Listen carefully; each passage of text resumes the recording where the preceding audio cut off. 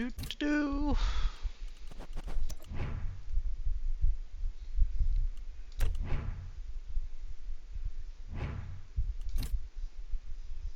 Hey, we're already live. Perfect. And we're in the rain.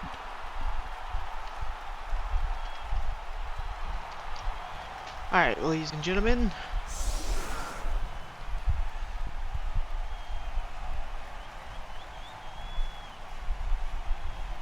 We are watching REBBL 1A, and this is a live game. It only took like 5 weeks for me to finally catch one of the games live. It's a miracle. So this week, we're looking at Trouk and his undead continuing to fight me for the top spot in the division, and we have Fall in his pro elves. Rain is starting. I am not sure who chose what, but Fall is defending. So let's look. He's got, looks like most, if not all, of his players. Bloodstep minus AV catcher. Bloodstep catcher with 2 niggles. 2 Bloodstep blitzers. And some block. Got a plus move for over on the bench. 2 bench. Whereas our undead, Fresh Mummy, I think he took some sort of, the other one took some sort of bust and he decided to just rehire. Block guard, tackle, mighty blow guard, white. That's going to be a rather important piece. In fact, I'm kind of surprised that he put it on the LOS,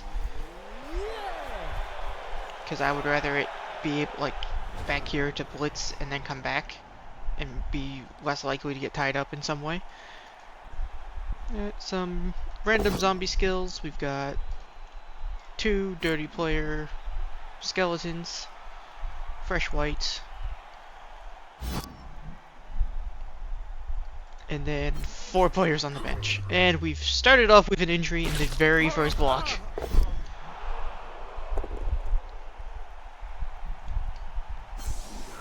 That's a start. I guess the question becomes, how far will that continue? Kind of surprised that he didn't just push him to the side here, and then he has like an automatic 4 assist foul.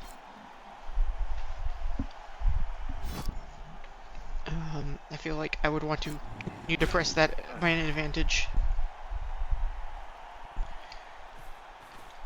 Let's see. Gets the knockdown. What were inducements? Oh. It's a KO. 2 removals in 4 blocks on turn 1. That is a good start. I feel like I would definitely be wanting to foul. Looks like Trouk has the inducements, and he went for a bribe. I'd definitely be fouling in that case. 2 men on the pitch up, 4 on the bench, 2 dirty players, and a bribe. Be fouling all day. So the question becomes, how much do you move backwards to protect the ball before you try to foul? Because that's like a 2+3. He's fouling first. That's another KO. And the bribe is not used. That is 3 removals on turn 1. That is going to be a bit rough for Fall to defend. He's already down to 8 players.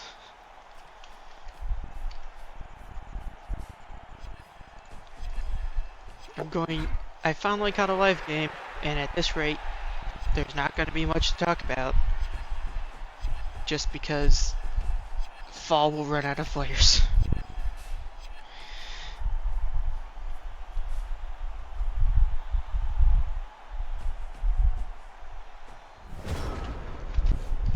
So, I've got a cage. That's a fairly strong cage. I don't see Fall managing to break that anytime soon. So what do you do as Fall? Like, you just don't have an option here. You just blitz a guy and stand in front of the team, I guess.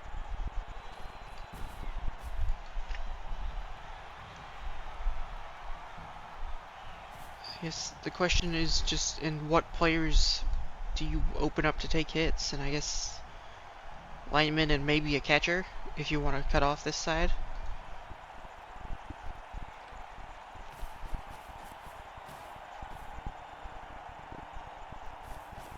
Exposing a catcher to take hits. Kind of surprising.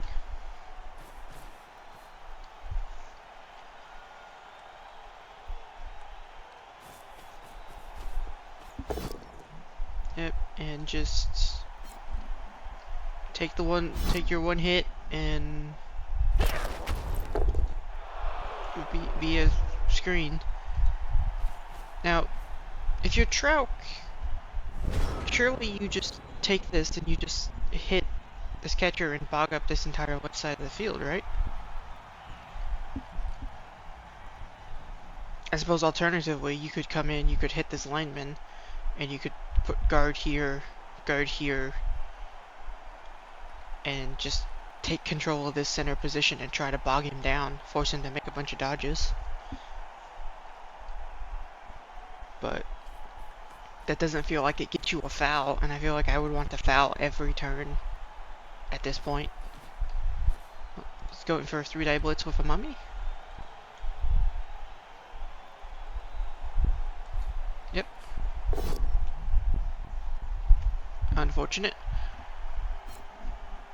Seems like Track was sitting on that one for a second, maybe considering a reroll, which seems like utter madness to me. But follows up, which means he's got guard here, he can put the other mummy here. And problem is the only other guard is sort of important.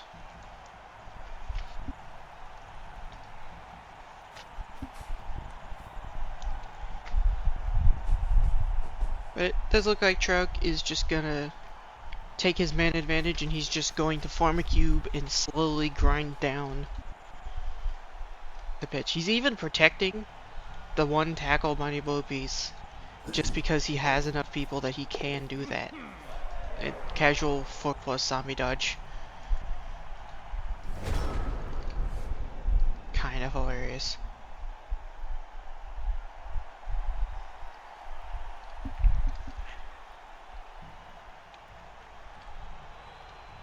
But like, what do you do here?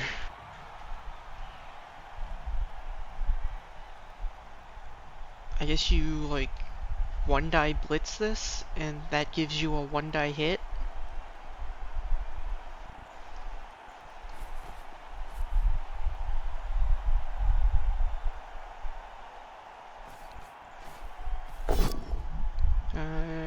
Nope. He's just gonna opt for a simple 2-die hit, guarantee that he actually, well, not guarantee, but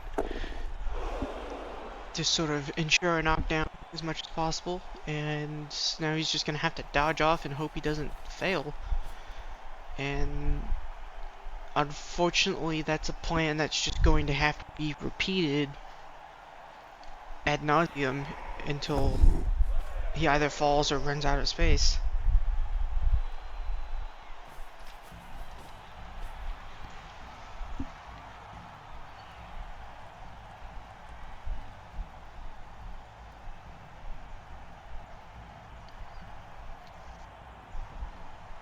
Now, I suppose the question becomes, like, you've got this such a man advantage, what pieces do you want to remove and injure as much as possible? And I feel like the answer to that is definitely just hit all the catchers. Like, the catchers are how he's gonna come back into this game. And for each one of those you remove, it becomes exponentially easier to control the remainders.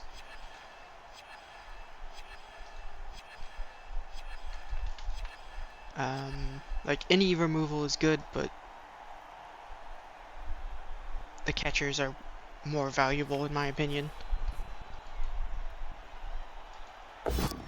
Uh-oh. Speaking of the catchers. Interesting that he was dodging inwards. I'm not sure if he was going to here to, like, shore up this. I feel like part of me would have wanted him to go over here. Just so that if Trout were to want to take over this side of the field, he would have to use the blitz to do it, which limits where he can go. Whereas if he just blitzes here, he goes here and he takes up this entire part of the pitch. But Trout is just going to continue barreling through the center, using his mummies for 3-die hits, and he gets the knockdown on a blitzer.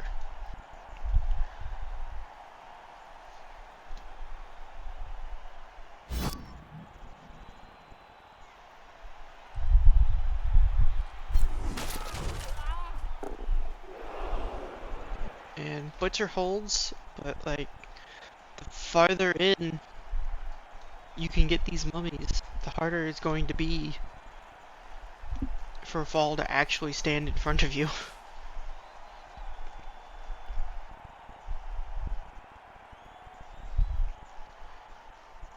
Slowly losing ground, and Fall just doesn't have the players to make it up.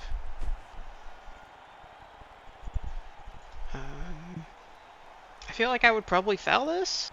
Like, sure, it's only 1 assist, but it's on a catcher. You have a bribe, you have 4-player bench. You have 2 different players committed TV to the player. Seems like you would absolutely just continue to foul. Especially with a 3-man advantage.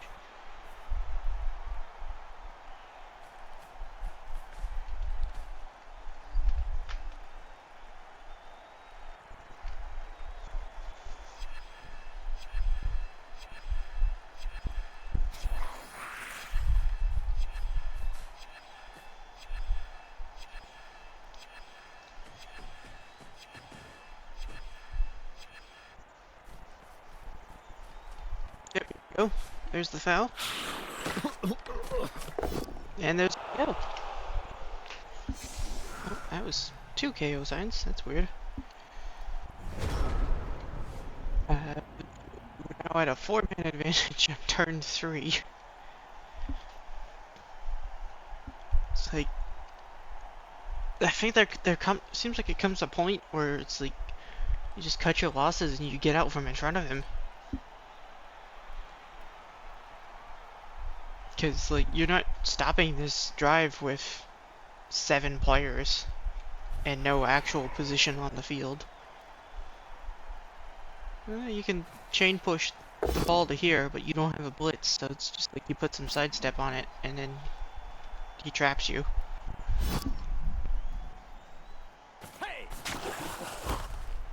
Oh, just stun. Did they do something to the dice? It seems like they're rolling and then they're floating upwards. I don't remember them floating upwards an inch like that before. Am I imagining that? Am I the only one seeing that?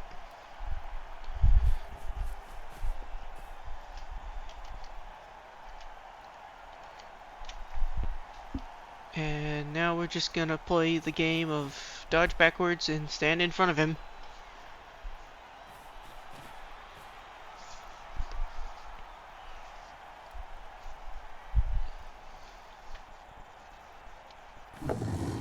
Yeah, makes sense.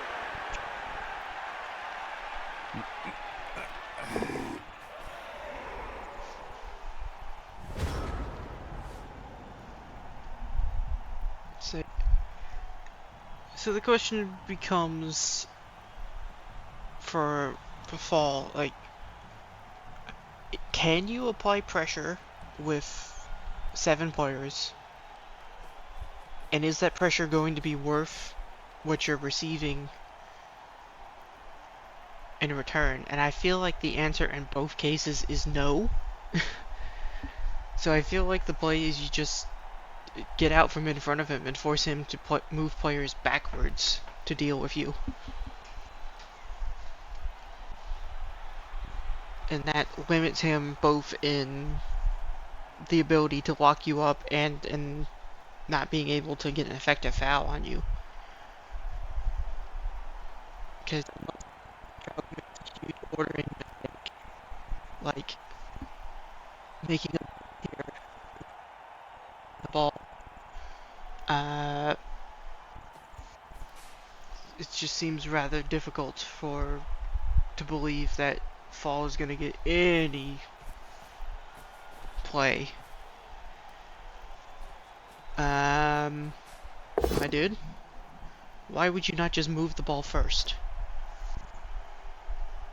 Sure, you made a...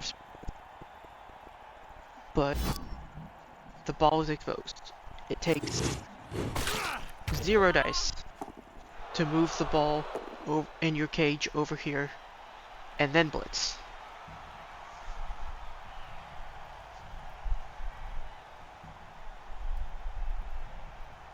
I don't...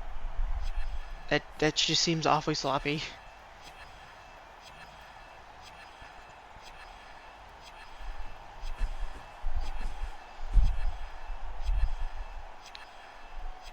But other than that, once the cage forms up again, the ball is going to be rather safe. And it's getting to the point where Fall's options are dive into 3 tackle zones and red die, or just leave because you're getting continuously fouled like this. There's another KO.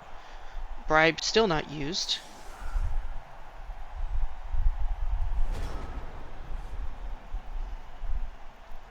It's getting mighty rough.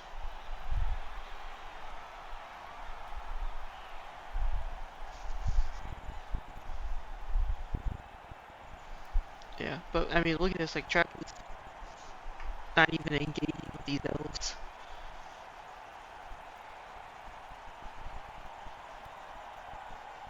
I feel like I would probably put players here just because I have an advantage, force them to roll dice to do things. But then again, you don't want to risk giving up blocks for free.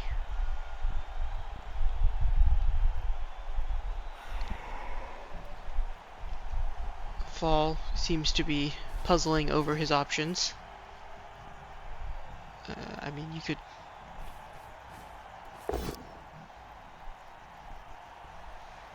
yeah, I mean... oh! Just as done.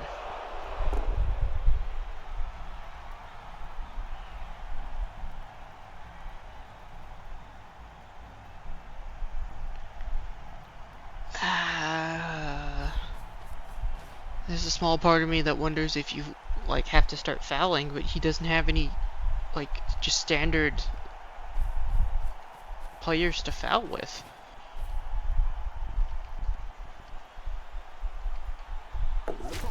Yep, and there's a failed dodge. Should be noted, I like this ordering. Dodging here instead of here first. Because this player is lower armor and more valuable than the blitzer. So if fail were to happen, he'd rather this guy get hit by Mighty Blow than this guy. And it's unfortunate that he's dodged this way. And he's gonna get fouled super hard. I feel like I would probably be dodging this way on that first thing, just for the sake of being closer to another player if I fail. Doesn't really matter too much in this case, because like this guy's just gonna get punched. So it's not gonna... wouldn't change the foul either way.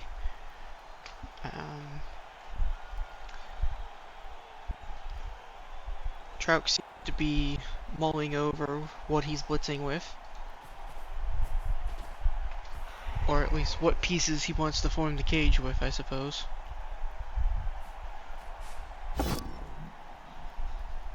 Just a push. I might reroll this. With this commanding of a lead, still just a push. Disappointing.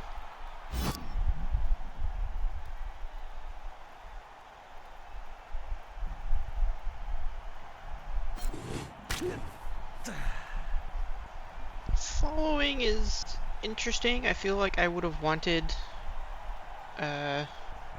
more players on the catcher. But I guess he wants to slot in guard there just to make it so it's harder to hit these guys. Does need to look at protecting the ball first. And it's kind of the problem I have with the way he went about things is like, this lineman, you could have put him here, and he would have marked this elf just as well. And then also would have applied to this foul.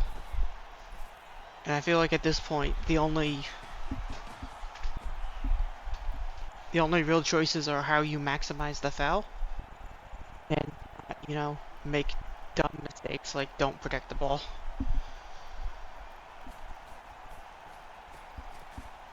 Yep, and going to the other side of the catcher just to make it harder for the catcher to run away if he doesn't break.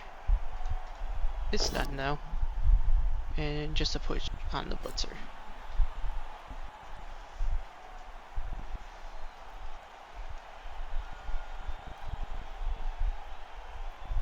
There's a part of me that thinks you follow this, which is a little madness because it gives him a free block, but it does require his entire team to do that. Well, it doesn't require his entire team's movement to do that, but it requires like practically half of it. And if it doesn't work, this player still has to dodge away. Although I suppose you could probably mark him in such a way that the push from one of your players sets up a follow-up block. Which is a little concerning. You don't want to give up multiple blocks on mummies.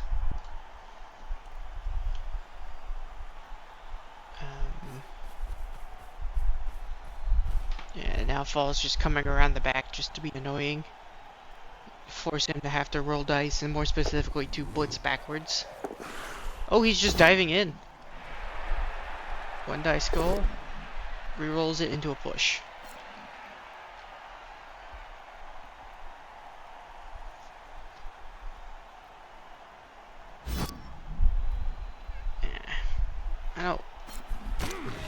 I don't like this play, to be honest with you.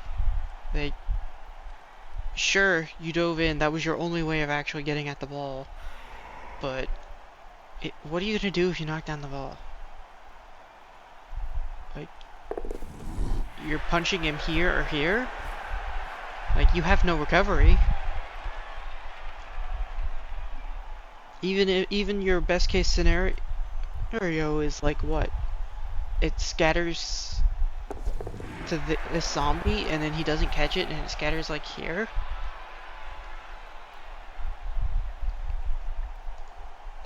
I guess that's the best case scenario, because then you can like 3+, 2+. But I think he was close to out of movement. It's like, there's no recovery to this. It feels like if you were going to do it, you needed to do it several turns ago when you had some amount of players in a position to recover and do anything with a recovery.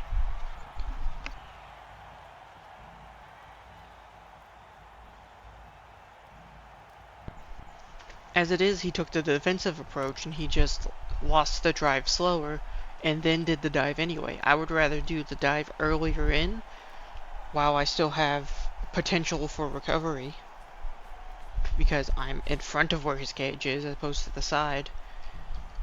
And if that fails, sure, I lose the drive, but I was going to lose the drive anyway. And I feel like that was clear a long time ago. That being said, Shark is setting up for a 3-die blitz, but he's also not going to protect the ball first. Hey, 6 skulls is rare, but why give any chance for that to happen? Like, you can set up a cage here and then blitz, and this guy can be the corner of the cage while you blitz, and that's okay.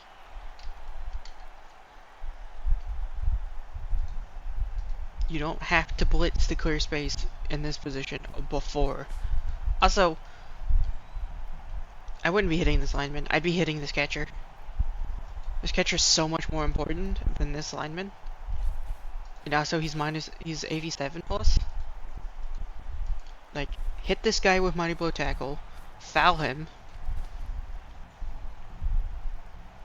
He's both an easier removal and just somewhat more important. And also, you can't reach this guy with hardly anyone. I guess it's like this guy? Or you're found the catcher, that makes sense. And then there's done.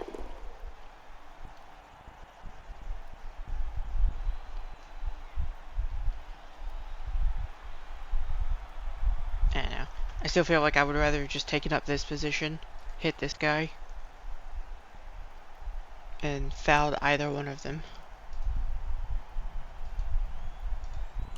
On the bright side, move this goal, you got a 2-die block here. This guy's kind of stuck.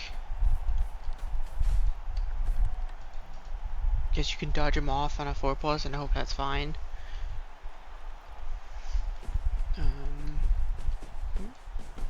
Not taking the 2-die. I guess he's just gonna he's gonna 4+ away because the alternative is a 6+. Yep, there's the 4+. Fails. I wouldn't hate rerolling it. I don't think it's important.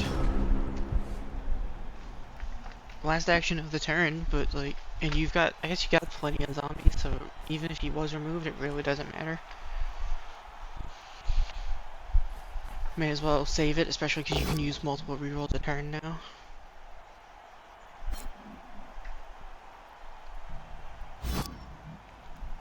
Honestly, the drive's over. Unless you genuinely think you can one turn, just reroll that hit. Try to get lucky on removing a lineman. Like, sure, he has plenty more, but that's a dirty player, so he's kind of dangerous.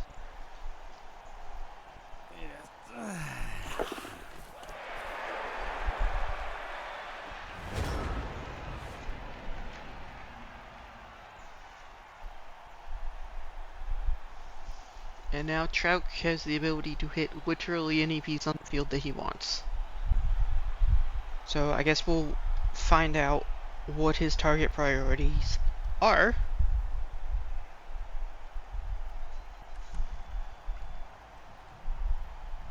At the moment, it seems like Trout is also figuring it out. I mean, like, he could literally just stand right here and be fine. So there is that.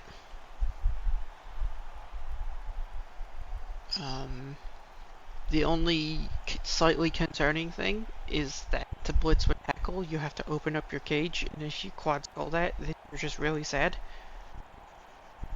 Even if he doesn't have a good way to knock you down because the tackle is over here.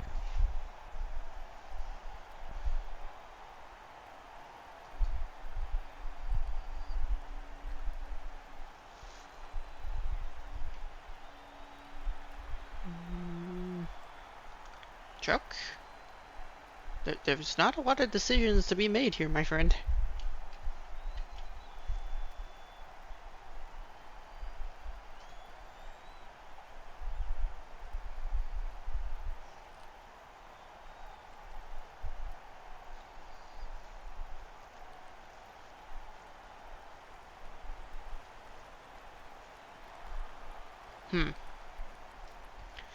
Looks like M&Gs are not being cleared in league matches in general. Not sure why any of that code changed and why that's not happening now, but okay. And now Trout just taking a step forward, burning through reserve time for no apparent reason. Not blitzing with Mighty Blow Tackle. So we're not going after catcher. Not blitzing with Mighty Blow Tackle, not making a 3-die, not blitzing with block. What? I mean, you kind of deserve this.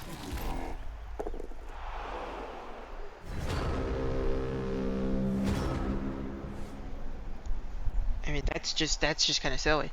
I guess he's thinking that, like, This way he doesn't open up his cage in any way, shape, or form by moving one of these players. What is that sound?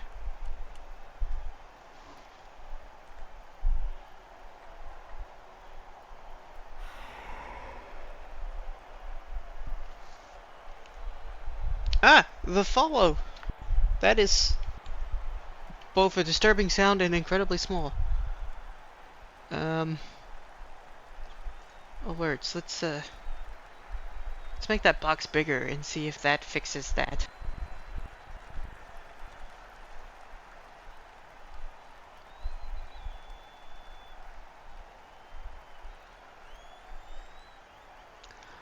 Well, considering this is coming from a first-time chatter whose name doesn't match his other name that ends with random numbers, I'm going to assume that's a bot.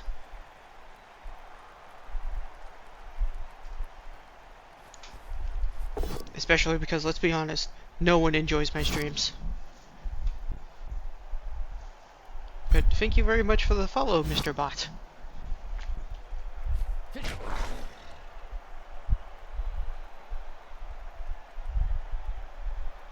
At least I think that was a follower alert. Because I thought they would show up in my OBS somewhere.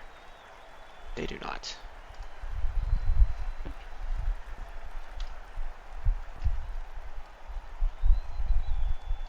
And now Fall is making Trout roll dice.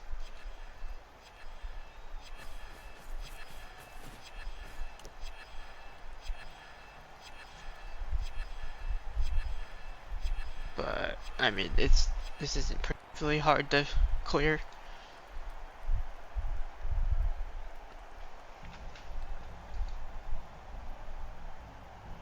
Is there a world where you could somehow make this a serve? Theoretically, but super unlikely. So not worth trying. You just blitz here and he sidesteps, and then you score.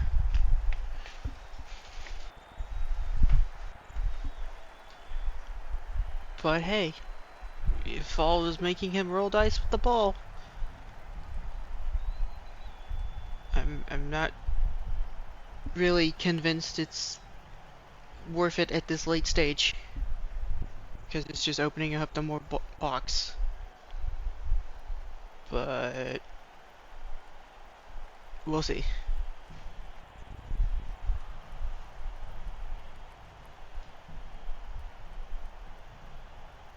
So what's left to move? These two players. I mean, surely you take this luck because that's a one-die serve, right? Oh, no. He moved there. Never mind.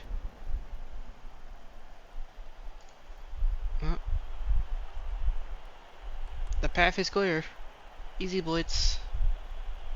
Stay. Walk in.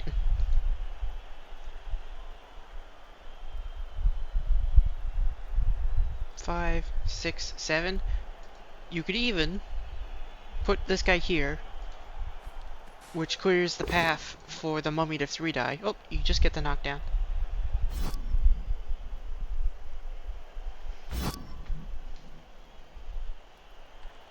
Now, I feel like this one, strictly speaking, it's better to do it with the mummy, because you don't actually care about the knockdown, you just want him off the ball.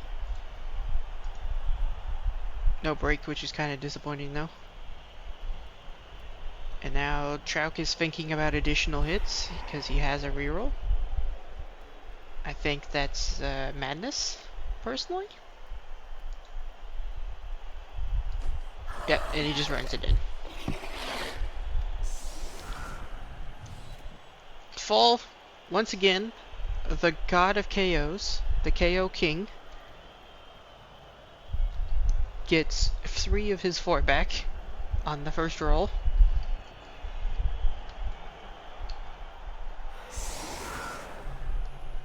Which is why I would have kept up the pressure and would have been hitting catchers, trying to remove the catchers, especially that low AV one, because I've watched Fall all season just continuously get a bunch of KOs back.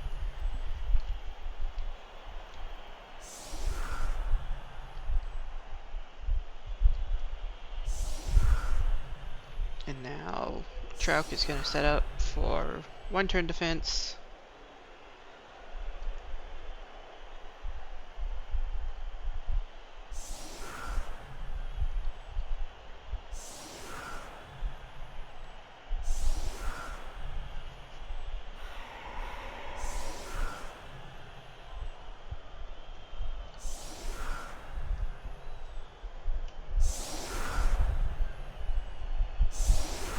This doesn't matter.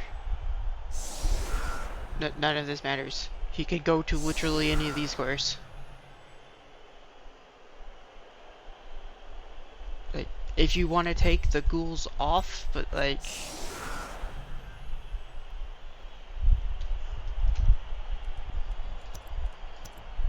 Like, you could take the ghouls off to prevent, like, a... ref kickoff event? What is it called? A vicious ref. From hitting them. But other than that, like, what happens back here doesn't matter. I suppose if you wanted to be strictly optimal, you would take off, like, this white, this ghoul, and probably at least one of the dirty players. Just because a vicious ref is a thing. But I feel like you have to leave the Mighty Blow Tackle guy in here, and probably closer... Probably should be here, strictly speaking. Just because he's better at coming to either side. In the case of an extra turn happening. But those are admittedly low odds things to be concerned about, but when you have... Well, you don't have that level of advantage anymore. So, I guess you don't have to be imminently concerned with the low case scenarios. You should be more concerned with likely scenarios.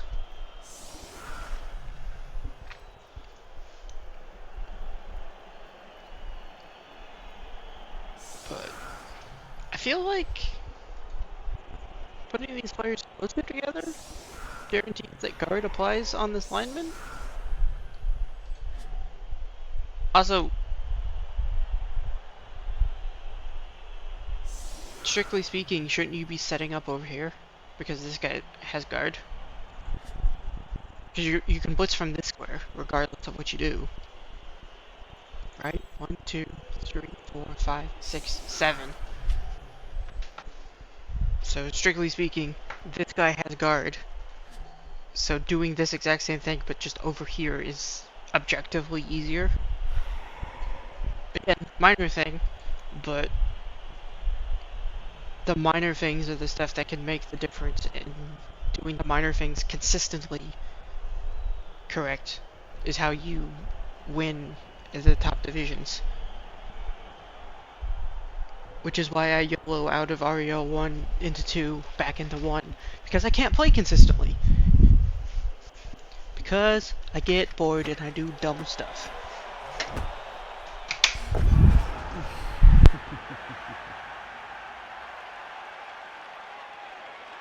So, high kick. That's unfortunate. That's like one of the few players that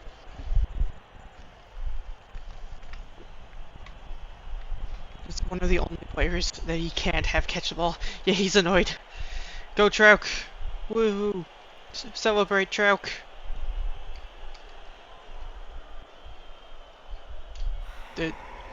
Does it also only appear on this side of the screen? Was that Trouk? Both of those Trouks? Or was one of those false? I don't know. And they're so indistinct that I'm not sure which one was which.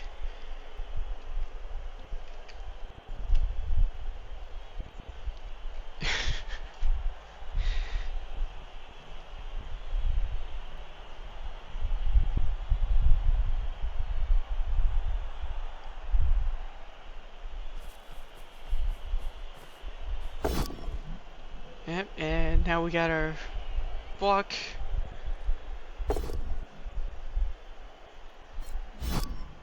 doesn't get the push, but I don't think it matters.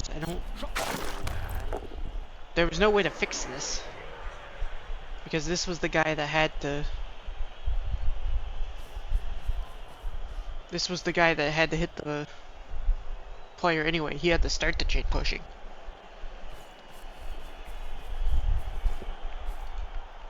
That being said, we could get a good foul on this guy. Or we could just push him. Frenzy hit, 2-die into a 2-die.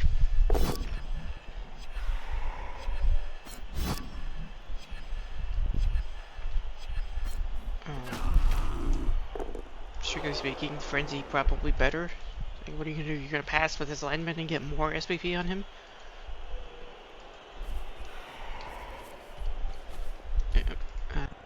2-die block on the mummy. Can you run? Oh, another mistake. Strictly speaking, 1, 2, 3, 4, 5, 6. He was like, what, here? Like, you fill this slot. You fill this slot, and then you foul this mummy. Like, his ability to barrel down the field is so much worse without this mummy. Yeah, you're pulling players over here and you're gonna foul him.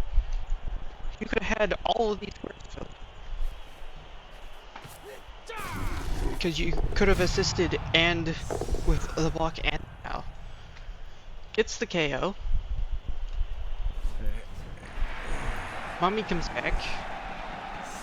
The last KO comes back.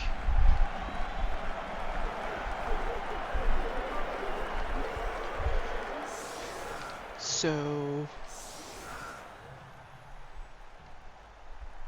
Come on, Chuck. We're this far into the second season, you don't have a preset to move your players at least towards this side of the field?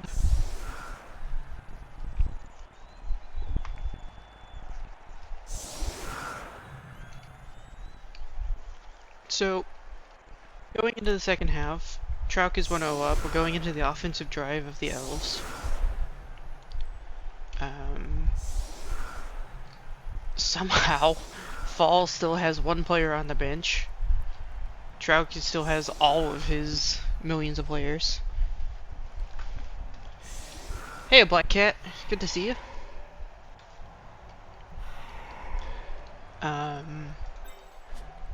Yeah, our first, Fall went down to like 6 players, and he just got all of his KOs back. And Trouk is the one with inducements.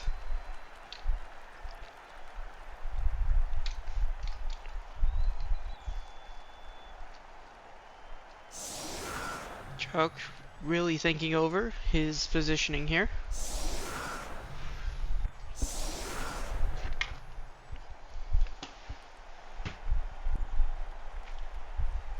This is the one part of the game where I'm happy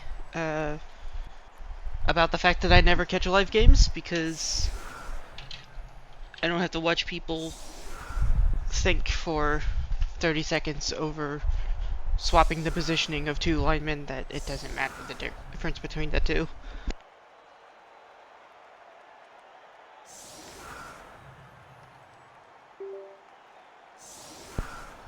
Also, am I the only one that plays with presets? Even like not a perfect preset that just has most of my players to move them forward into positions close to where I want them is better than just not having one.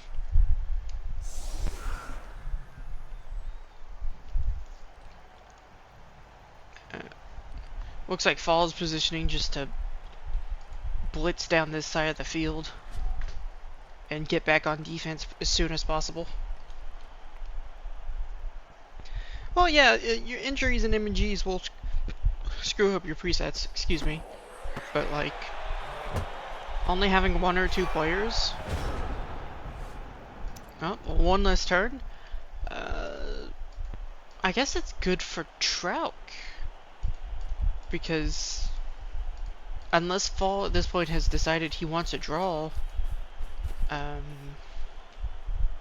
like that's just good for track. That's just less turns. But yeah, sure, the immunities and injuries mess up your presets, but like moving 10 of your players or 9 of your players to almost the right position, that's still so much faster than manually moving all 11 of your players. What is with the dice like rolling and then floating up? I've never noticed that before. That's got to be new, right? I'm not that blind.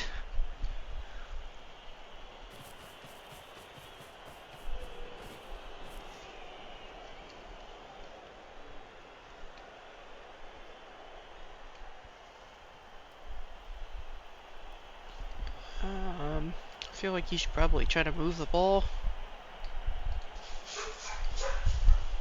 Kind of running out of players to move before this gets real exposed. 1, 2, 3, 4, 5, 6, 7. So I guess you're throwing it here? And then using him to hand off, like you go like here and then hand off.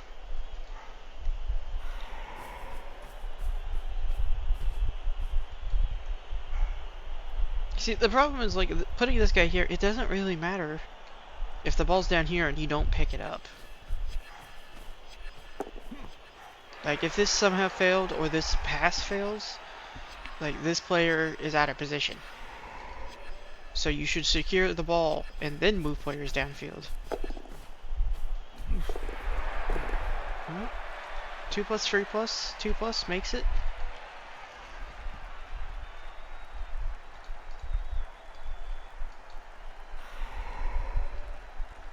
There's a part of me that feels like it was better to just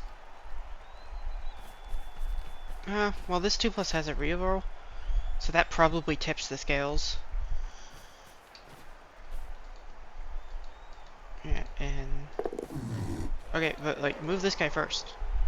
Moving this guy doesn't take dice, so you may as well move him first. It's like a lot of like again, all of these things seem like small like nitpicks, but at the top level games of REBBL, like you gotta start doing these small things consistently, or eventually, yeah. See, like this guy is just not relevant to this defensive formation. He could have been,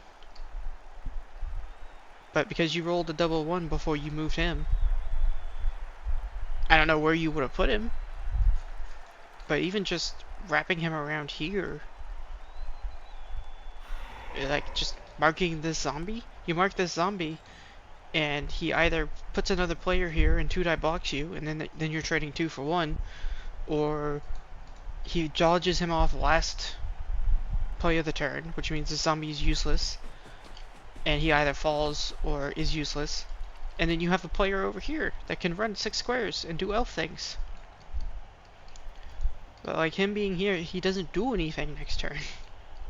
And there was no reason for him to be here.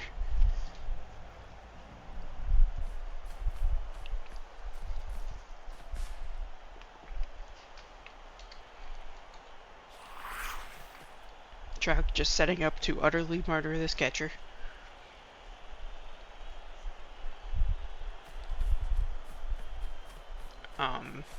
Like sure this catcher's exposed, but like because he's sidestep, he's just being right here is so annoying.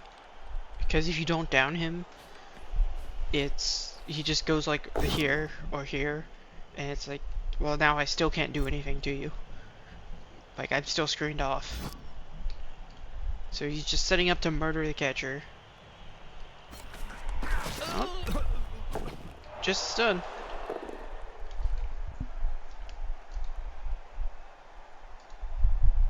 So where does he put this guy?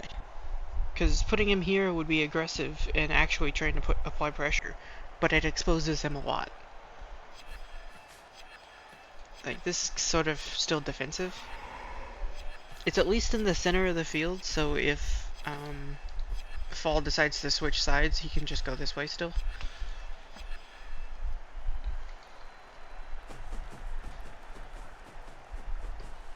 Yeah, and just cutting off that avenue, squeezing fall into this position.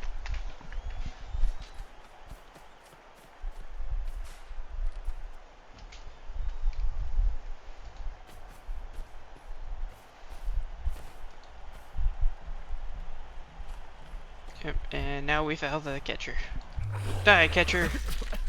That's seriously hurt. That's just an MG now, right? Yep. Do you appo that? Fall certainly thinks you do. And I'm not sure I disagree.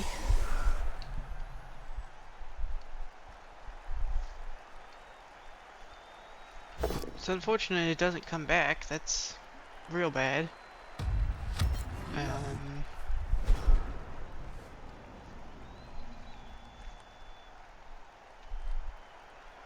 Yeah, I think I agree with that. That's one of the few experienced players he has. And again, it's a catcher.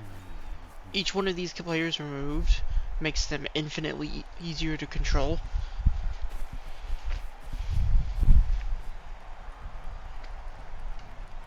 Yeah, and now we're setting up a bunch of players to punch the mummy.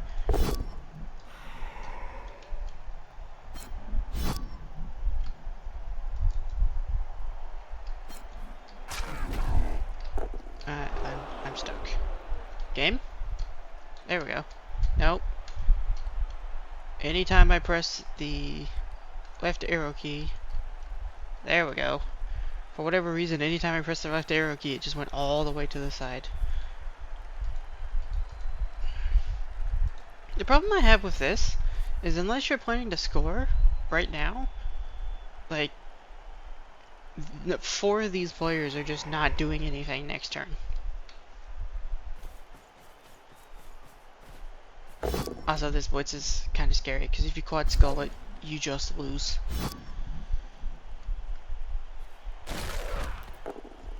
Google does not break. And I'm assuming he scores now, right? Yeah. So I guess this block is fine if the plan was always to score, but the block on the ghoul is kind of scary because like if it goes wrong, the failure case is you lose the game, which is flat out. Trauk has all of the players, so full 11 for Fall in his second defensive drive. Looking to turn over the ball.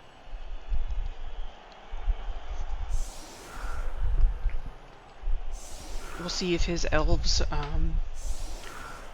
are more durable this particular drive.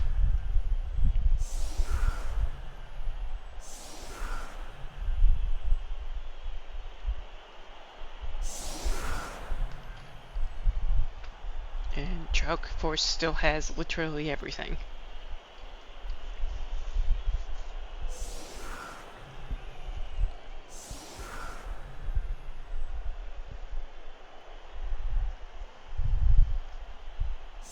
So I guess the question becomes for Fall, how do I turn the ball over? And I think we saw it last drive in that he just has to dive the cage and with tackle and hope it's good enough. It is sort of an unfortunate reality of he just doesn't have the pieces he needs to tie up this drive, and maybe it'll go better if he doesn't lose 3 players in the first turn of the drive. Maybe he'll be able to bog him down and make Trauk make some mistakes. But failing that, and excuse me, and Dice, I don't know how Fall takes control of the drive.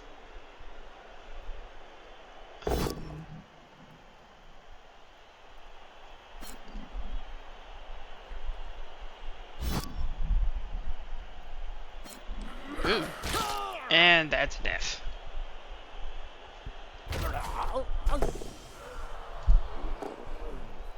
Following is interesting because now you have to move players forward to protect him.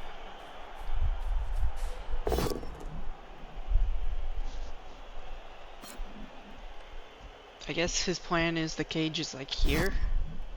Or here. Follows in. This seems far less disciplined. Are you just blocking with this white so you can move the mummy? No, he's free dying with the mummy. Which makes this guy a lot easier to just push away. Because he doesn't have the other mummy standing beside him like he did the entire last drive.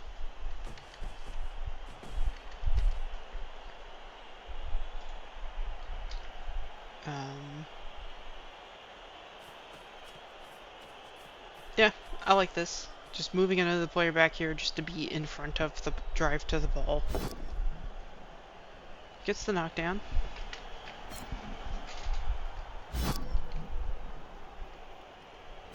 Uh-oh. Oh no. That is... This is looking like a repeat of the last drive. This is not good.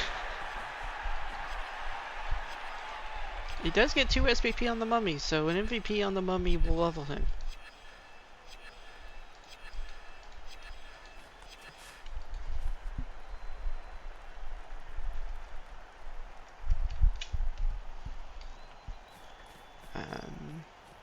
Looks like he's not looking for a foul, fair enough. And you just follow that push up and get a follow-up hit. So, last drive, we had 3 players removed on the first turn of the drive. And now, we've had two players removed on the first turn of the drive. One of which is now dead. Like, Fall just cannot catch a break. Well, he can't catch a break. He's got too many breaks is the issue.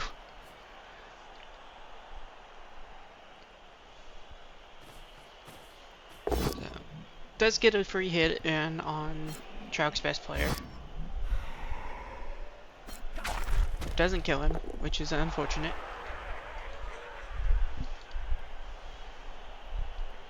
He does get a 1-die hit on this mummy.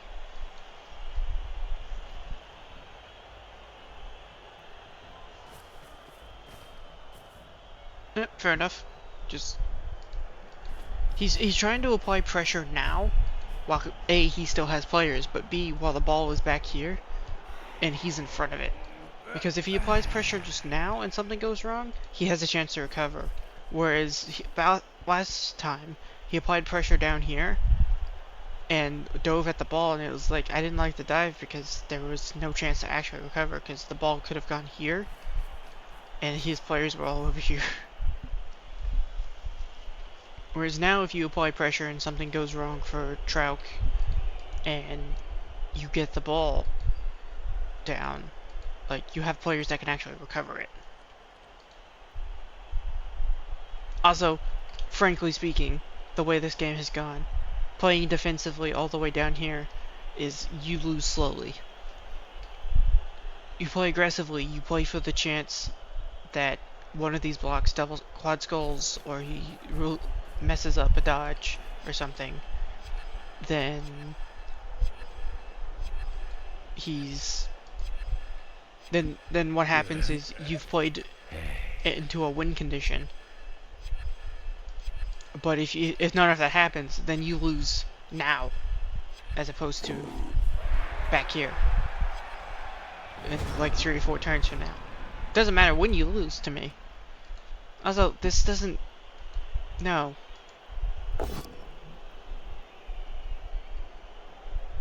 Like, this doesn't do anything. You apply some pressure here, sure, but like you just go this way. You just blitz here and you just go this way. And then you've traded 1 for 1, and he still has a cage, and you have no recovery because your players are over here or back here. If you're going to apply pressure to arrest his movement, you need to actually arrest his movement. Like, marking these guys aren't relevant to the play.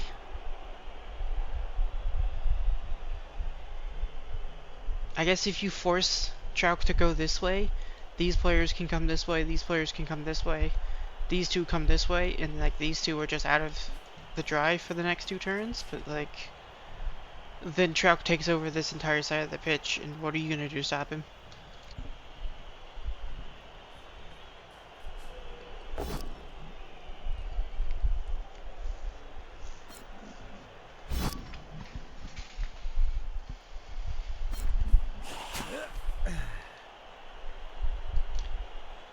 Interestingly, that's his blitz, which means this guy's probably staying on the ground. I guess you could stand him up, but then he gets punched for free.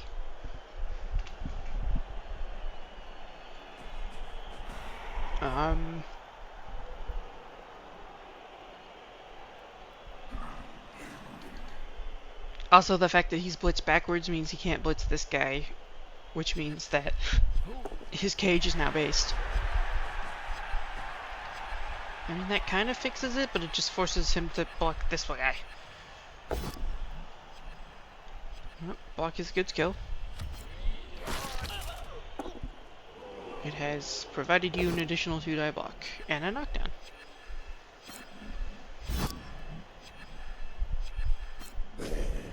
Oh. Just a stun, but getting this player free now this turn means that he can actually become relevant to the drive. That's a turnover. That's a bit of an awkward turnover. Can he punish that? Yes. So, put this lineman here. This is a 2-die block. You get a knockdown here, you push into there, and now you just walk in. Like, admittedly, this is guard, so I guess it's not a disaster.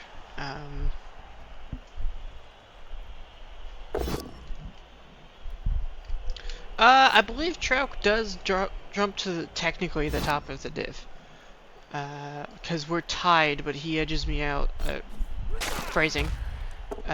He beats me in touchdown differential if he wins. Yeah. So the standings right now are AC and me tied at 4-2-0 with 5 touchdown differential.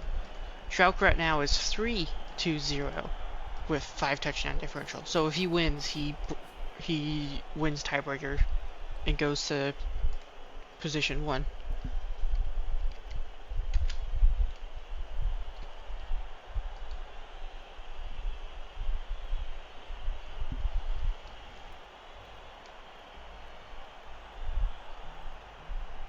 Did I miss a blitz while I was tabbed out? I don't think I did.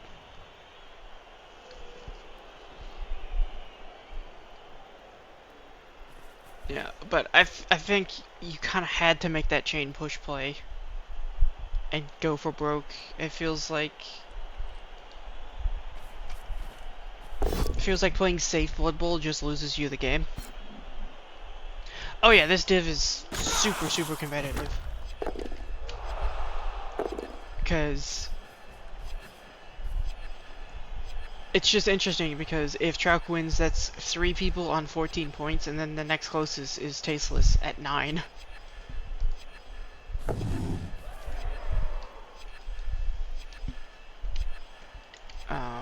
Where was Fall? Yeah, Fall kinda needs a win here. Because he is 2-1-2, which puts him at 7 points, so he's literally half our points. So getting a win over Trout and closing that gap to 11 and 10 between them and 10 and 14 between us is a big deal. But it doesn't look like that's going to happen at this point.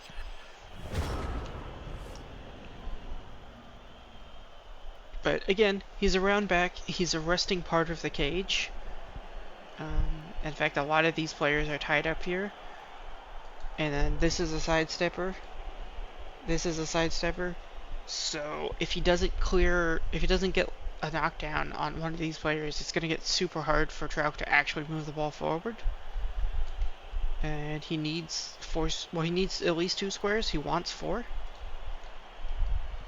And Trout doesn't really have many turns left because of is it the riots? Yeah, the timeout, rather. They've changed all the kickoff event names. But because of that timeout, it is kind of hard for Trout to move forward. It's a wrestle, so you can take that. It's not really what he wanted, but he can take it. Now, what is the plan with this zombie?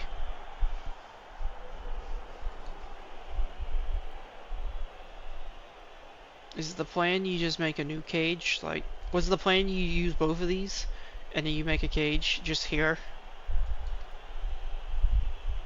I mean, that's not a bad plan. Get you away from the sidesteppers and get you... You could get, like... So he was like, what, here? 1, 2, 3, 4. So you could make a cage like here, which gets you the 2 squares forward you need. That way you're an actual scoring threat. But now he's just looking at it, trying to figure out where he goes now.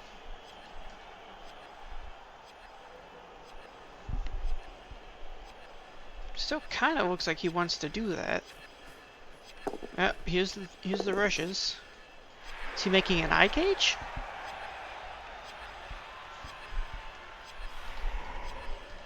Or as some people would like to call it, a Y cage? Double GFI to close that is kind of scary. Uh-oh. That's a reroll. Makes the rush.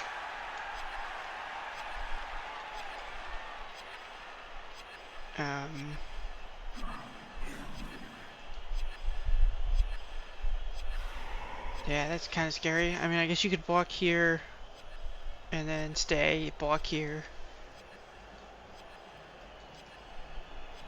Almost feels like you should keep the ghoul on the catcher to me.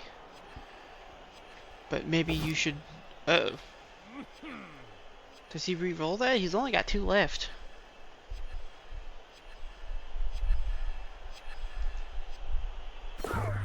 Uh-oh. Not another dead white. Region anti-fun.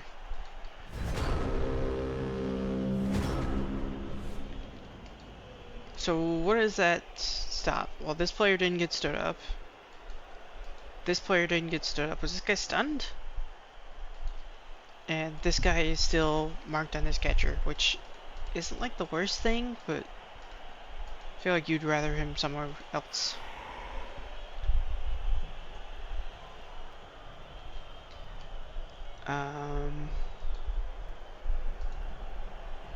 I mean, the cage is open, but it's guard there, so the best you can do is get a red die with tackle.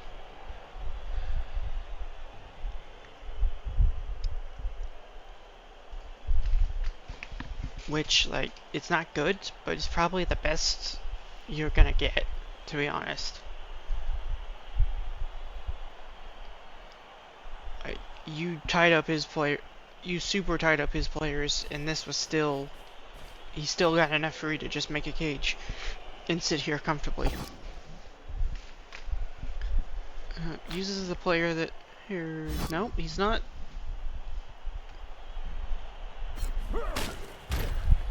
I think he missed a trick there. Because if you punch here, you can push this guy onto the mummy. You stand him up. And then you find another assist, preferably back here, and then you've got yourself a 1 die on the mummy, which you can follow. Even if you don't get a knockdown, that means you have a 1 die. You have at least a 1 die hit on the ball.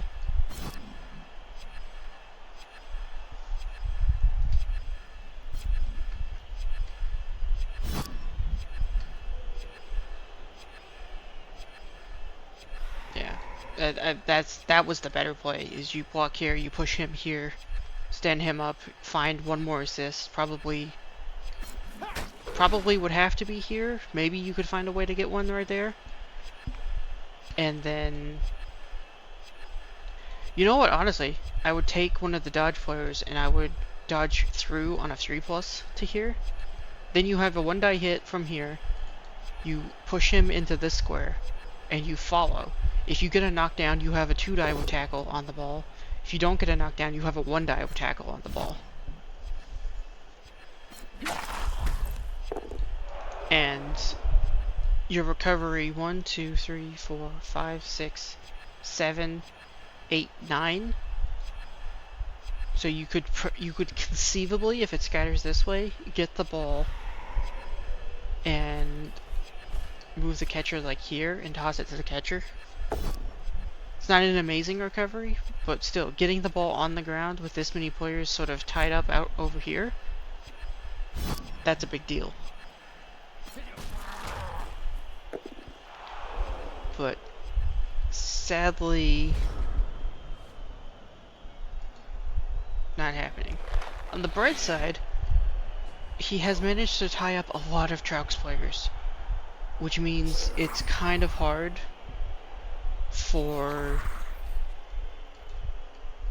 it's kind of hard for Traux to get players free to protect the ball.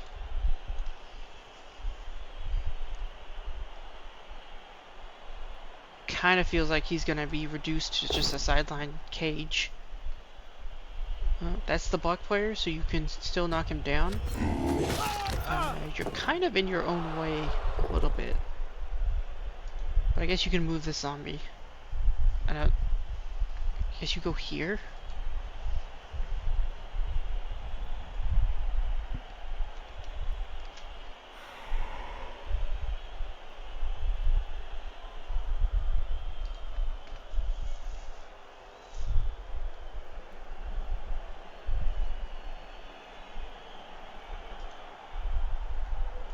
Yeah.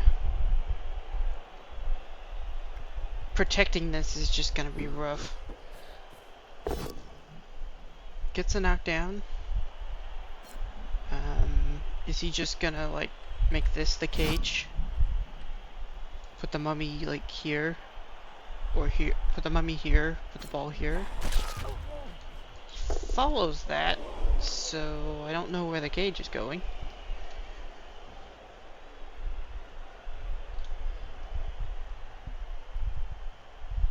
Is he just reforming the Y cage here?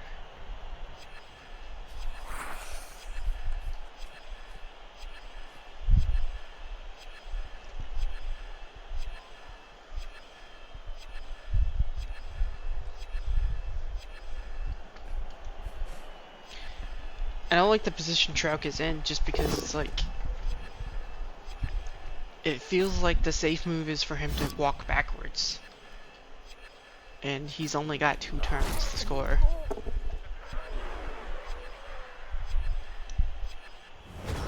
Yeah, ball stays where it is, which means like it's a red die push to get a tackle hit on the ball.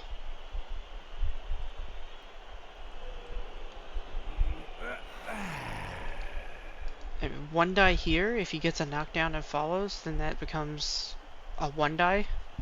Looking for a push.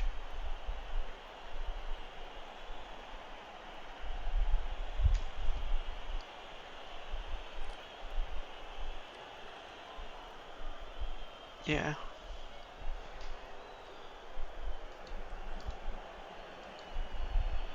But like the play to me is obvious. It's just red die or 1-die into 1-die push. And 2+ blitz with tackle. Or he could just do that right there. Duh. Go around. Because that's the position we're in. What is the scatter? Scatter is very good.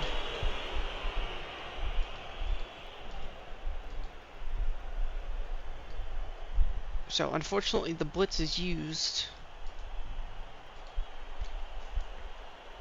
So 2 plus, 3 plus, 2 plus, 2 plus with a reroll. And then he moves like here and makes it so the tackle guy has to do a 4 plus dodge.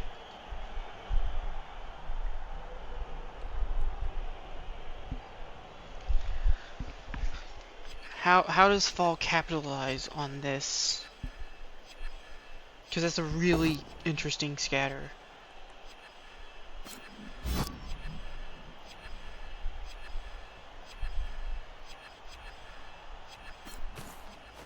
Oh. Just a stun. But actually, I mean, a stun is literally as good as out of the game right now.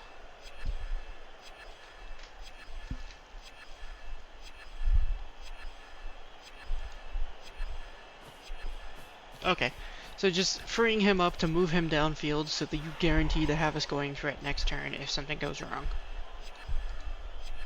I don't hate that. Uh-oh. Oh, that's so unfortunate. A double one on the dodge. Oh, that sucks.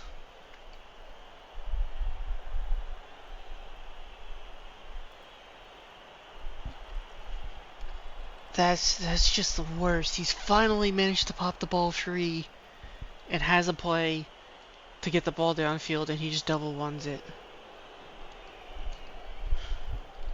Where are we looking at in scoring threats for Trauk, though? Oh, that's not that guy.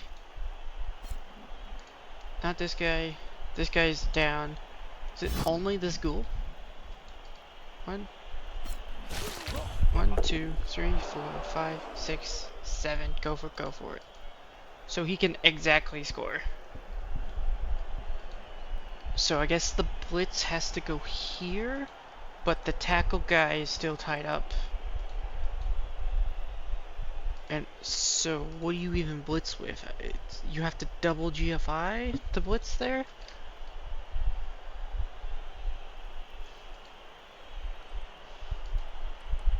So the ghoul can't get anywhere and he's passing 4 plus. Do you hand off now? Put the mummy here. You're not blitzing. You're not GFI blitzing here. It's just not worth the effort. I don't think. I mean, I guess the 2 plus 2 plus is better than... Like, the 2 plus 2 plus is better than the 4 plus. So it might be worth it. He gets the knockdown.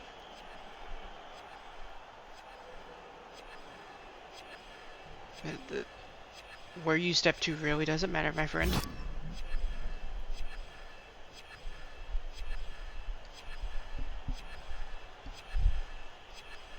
The decision doesn't seem to matter.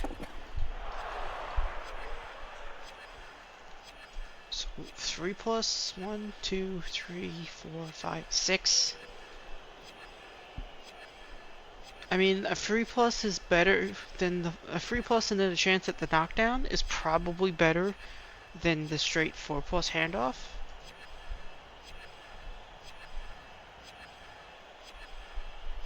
I think.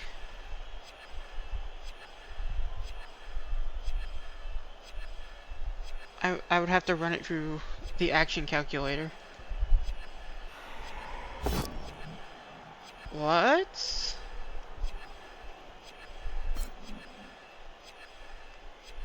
I mean, I guess he doesn't want to score this turn, but I don't know how you protect this.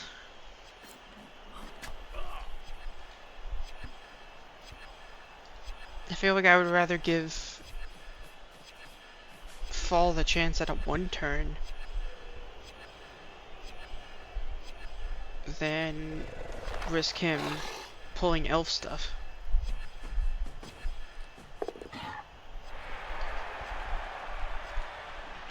So the tackle's over here. So if you're running this way, away from the tackle. or he can run towards the tackle.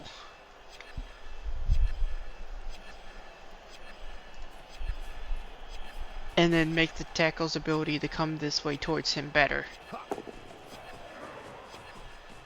Oh, and now we have the line cage. Makes the 4+ dodge to make this hard.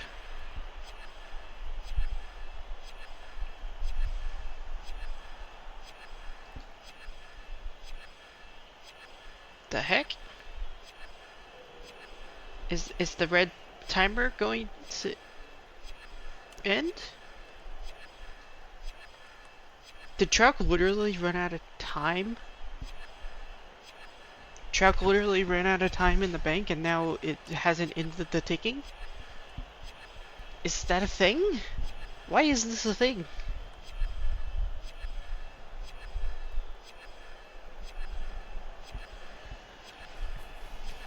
Well, that's annoying. And that's gonna be with us this entire turn. So I hope Fall makes his decisions quickly. Looks like he is. That's unfortunate. That's the opposite side of the die you need.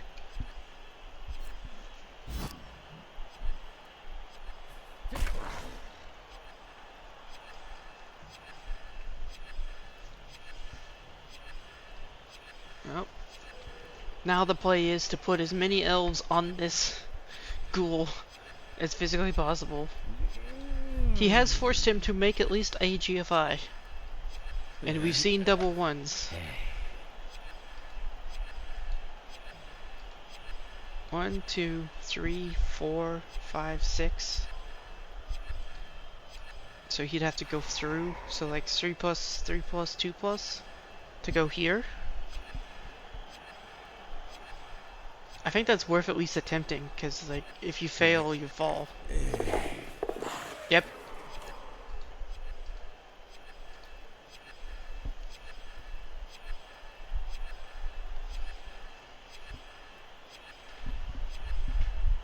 Yeah, so this just got a lot harder for Trauk. I mean, credit the Fall. He has fought this into a 1-1, potentially a 1-1 draw.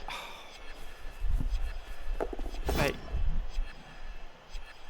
I mean, you re-roll that because it's your last turn, and then the double one.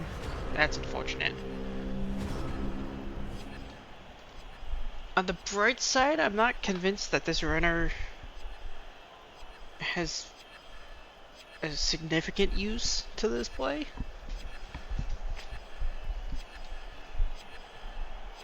And unfortunately, the tackle piece ran away.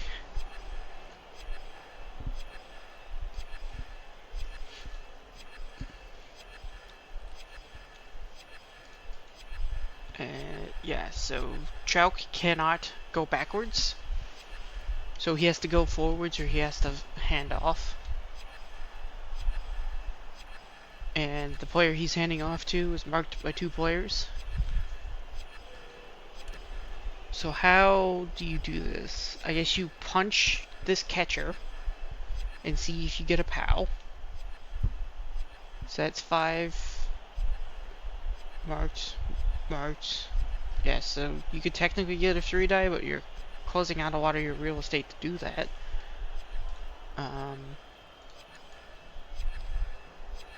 Yeah, actually you can't get it. In order to get a 3 die, you would have to roll a 1 die. So I guess you go for the 2 die hit. It's just a push.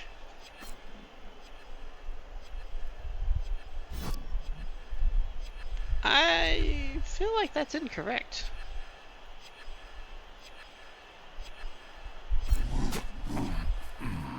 I feel like the correct square is like here. Because you're still applying a tackle zone here. And then this dodge off. This dodge doesn't let you go inwards.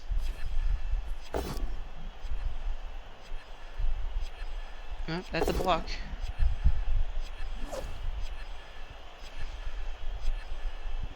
Still allows him to get a second tackle zone on the scoring thread. Can he go this way? Fails the 3+ dodge. 1. Yeah. So that game ends 1-1.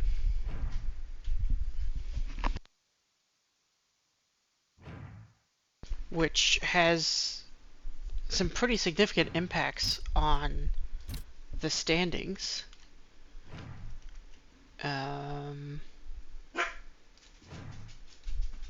Let me see if I can very quickly create a new scene. Sources.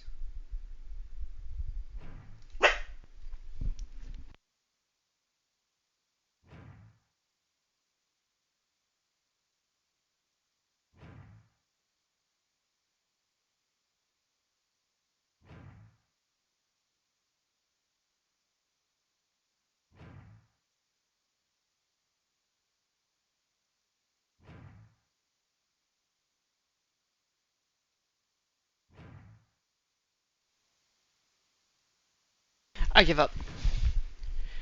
That's something I want to try to figure out on the fly, because I don't know what I'm doing. But that game ending 1-1 means that Trauk is no longer tied for first. So he'll go up to 12 points at 3-3-0. And so he's now 2 points behind me and AC, who are at 4-2-0.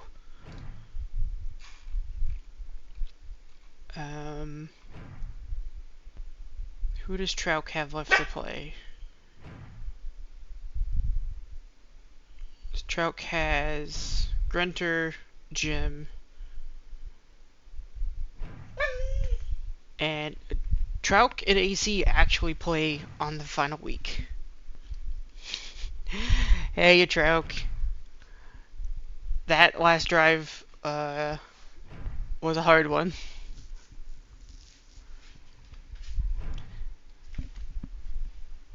Yep, and it is unfortunate. Now I technically lead 1C. I mean, I'm tied with AC, because we both have 5 touchdown differential. But yes, I am ahead.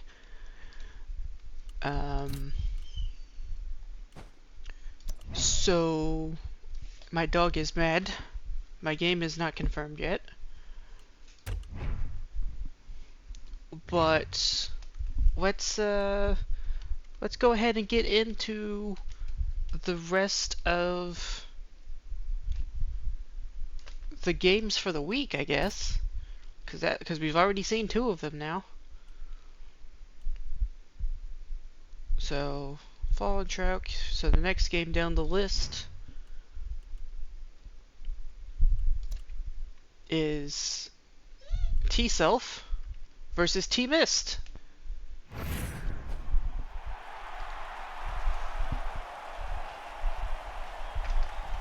So now we have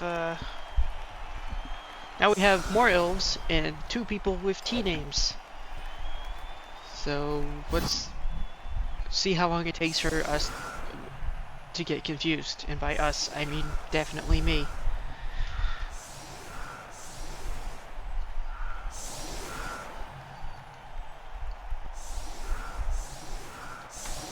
So T-Mist back to a goblin on the bench.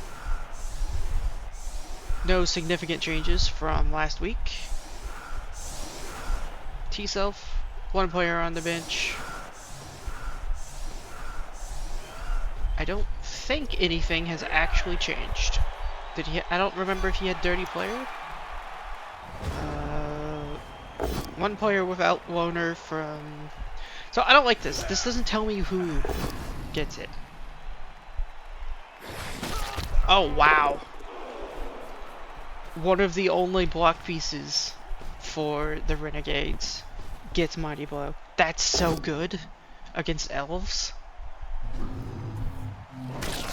Also, what is this? The orc is not next to the rat ogre. I thought we had learned this lesson.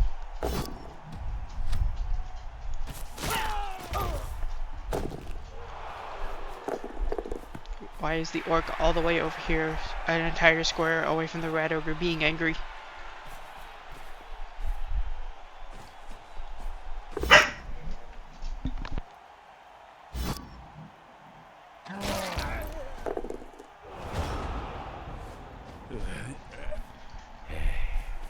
And looks like T-Self is going to set up to punch the rat ogre.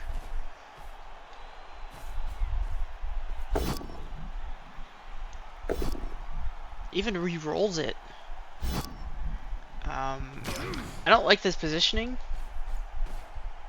because like there was no world where he could punch him and not put him on the catcher.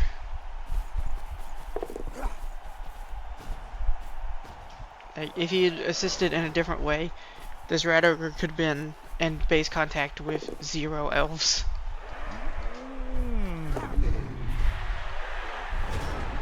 So it's like, not only is the blitz happening, but now there's a free punch on a catcher, of all things. On the bright side, for Teamist, he can blitz with Mighty Blow and not have to deal with Loner for once. So hopefully he can take this time to generate some SPP on this lineman. And hopefully it convinces him to get Mighty Blow on him. Manages the Loner reroll. Uh oh. Just as done. We are punching the Blitzer with Mighty Blow.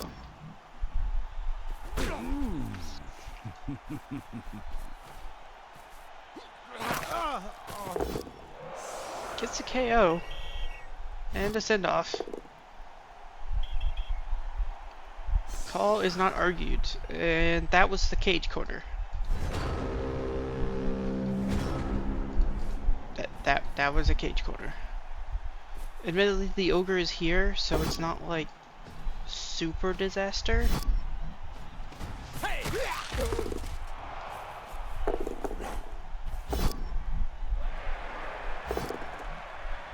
Doesn't get the knockdown.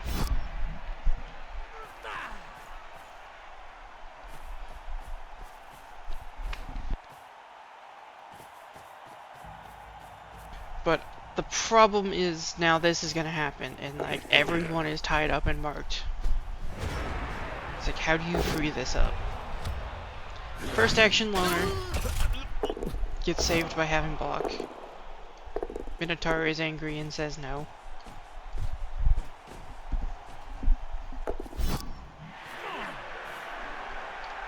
Diving tackle. Diving tackle. Rerolls it because it was just a free plus due to 2 heads. So the question is, how do you protect this? And it kind of looks like you don't, is the answer. So he uses the blitz to come down here, and now he's sort of screening off. Free plus dodge, so he's got a diagonal gauge. But like, this still isn't safe.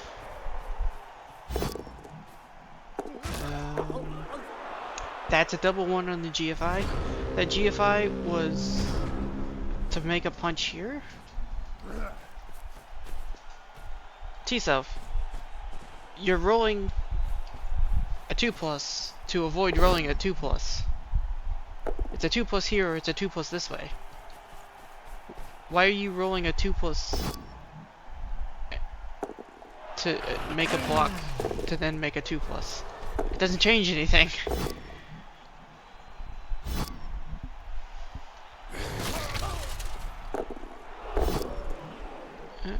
Generates a free die with the ogre. Still not punching with the Mighty Blow granted to us.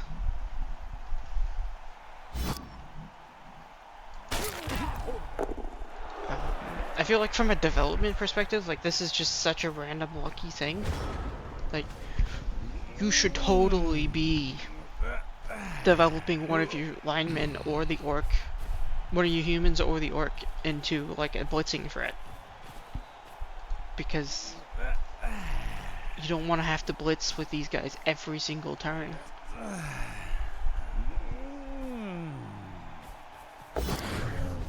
Oh, dodges through. Fails the 3+.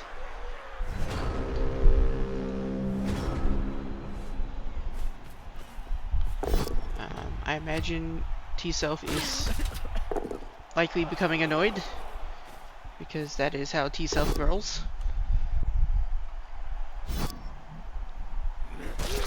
Makes the knockdown, doesn't break him.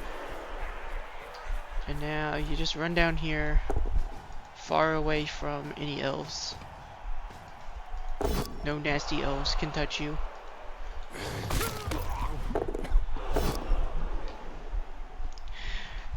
See you around, Black Cat. You have updated your spreadsheet with the greatness that is me leading REBBL 1. Oh.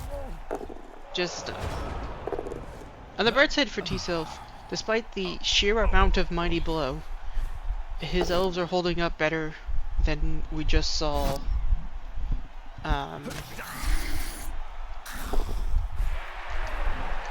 We just saw Adafall.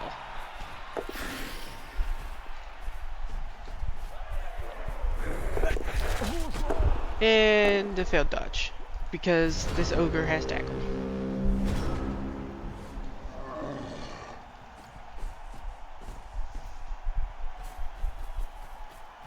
Please use your blitzer to blitz. Yay!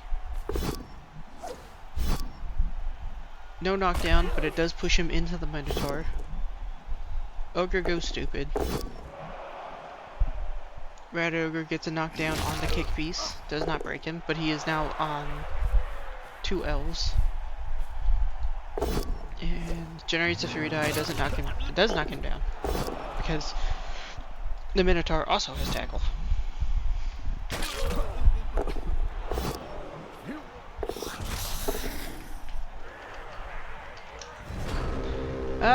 Yeah, I don't remember if, I don't remember if REBBL.net takes all tiebreakers into account or just touchdown differential.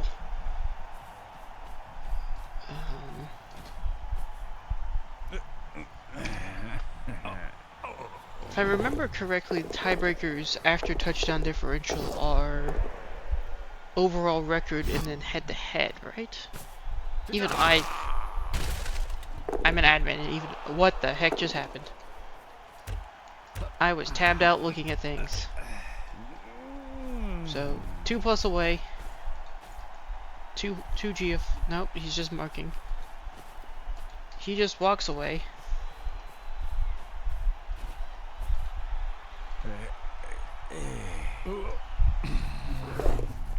Two plus, 3+, 2+, 2+, 2+, makes the knockdown. Good lord, what a sequence. And now the ball carrier is stunned. And all of these guys are screened off.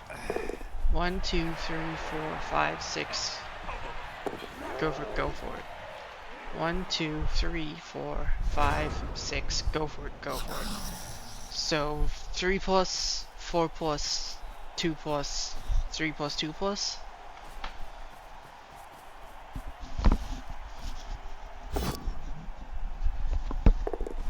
Minotaur soaks the last reroll. Gets the knockdown.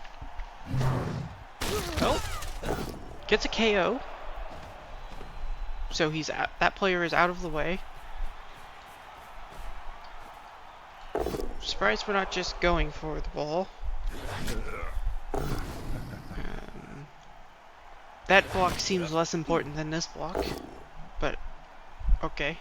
Guess there's no rerolls, so it doesn't super matter. Like, it's gonna fail when it fails. But I feel like I would rather make this block first, because this is actually relevant to, you know, the play. And also, this movement takes no dice. Uh-oh. That's a broken arm. That's minus passing, isn't it? That's a minus passing ability on this thrower. That's super. That's a double power red die. Okay. So yeah, so this becomes the blitz. That's super unfortunate.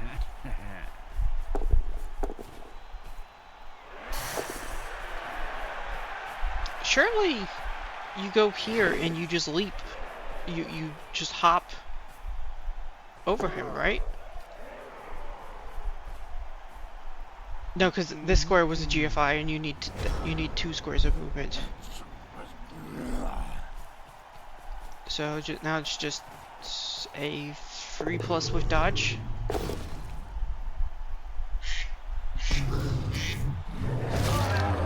Another injury. This is gonna start stacking up, and that's on a catcher. This block doesn't seem to matter, but it is a mighty blow hit. Uh-oh. Just a stun.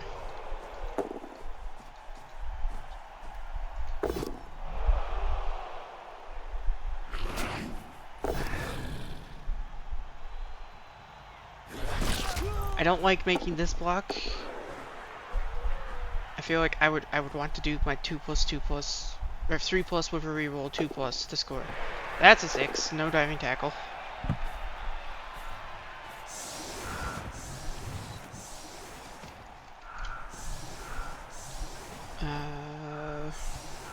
Tie breakers.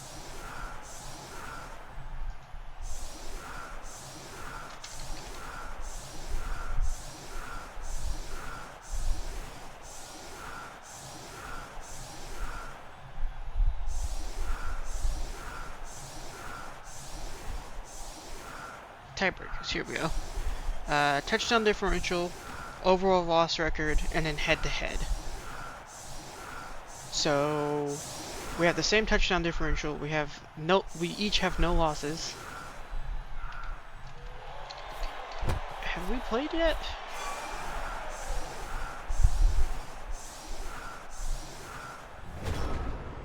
No. Me and AC play round 8, which is going to be super important.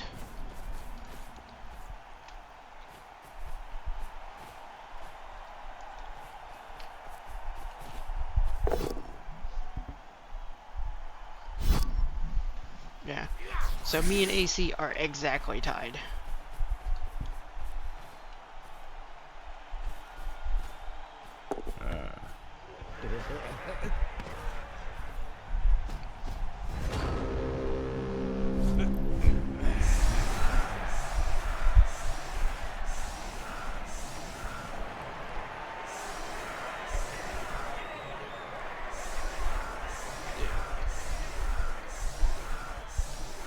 So, going into the second half,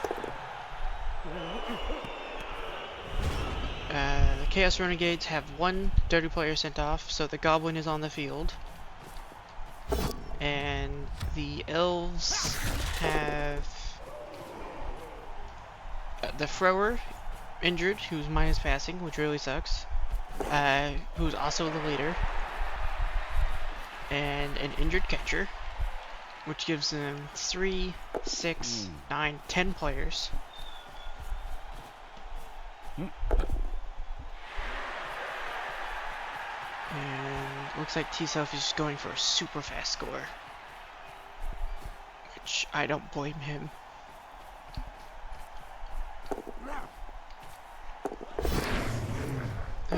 Throws the dodge away from the Rat Ogre, does not get injured.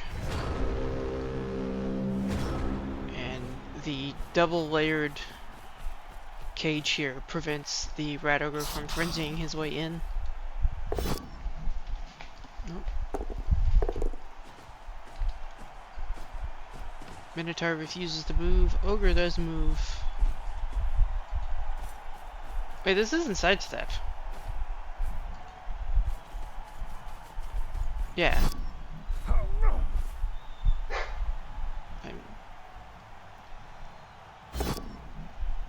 You have to diving tackle that, and he fails the diving tackle. Double skull gets the push. That's a surf. That's a pretty big mistake. You can't You can't risk that. Just a stun, so he'll be back. Admittedly, that's a 5+.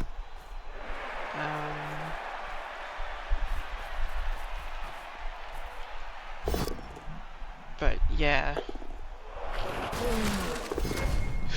Ooh, the orc is dead. He's no SPP though, so he's fine. So the new orc will be back, but that is not what you want to see the rat ogre doing. 17 SPP. Does he get SPP for hurting his own players?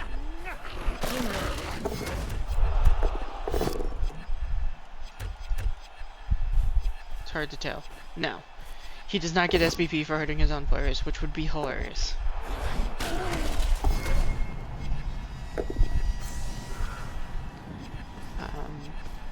But yeah. T-Mist does, however, get a solid control over the ball during T-Self's drive.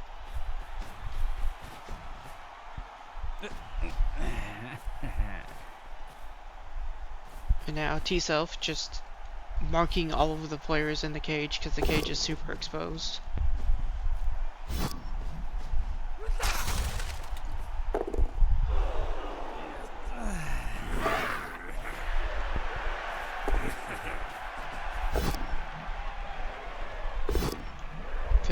Fails the GFI, makes it into the cage with sidestep and diving tackle.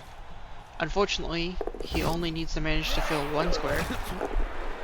Catcher fails the dodge off and stuns himself.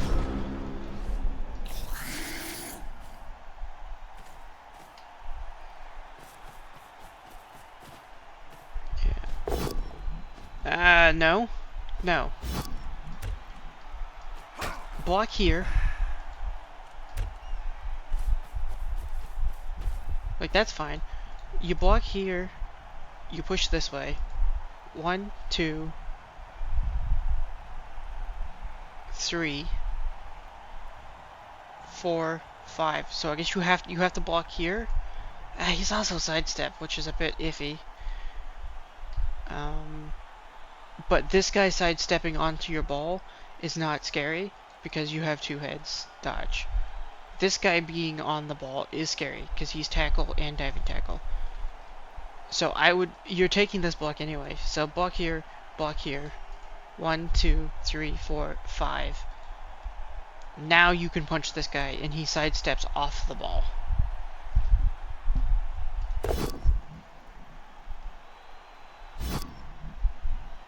And I mean, I guess you can hit with the rat ogre now.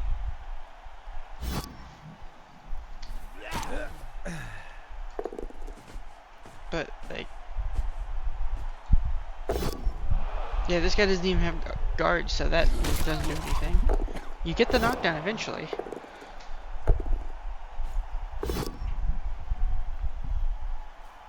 Blitzing with the ball, which frees up this player, which I guess lets you mark here. Like, these are just 2+s to 2-die the ball, though.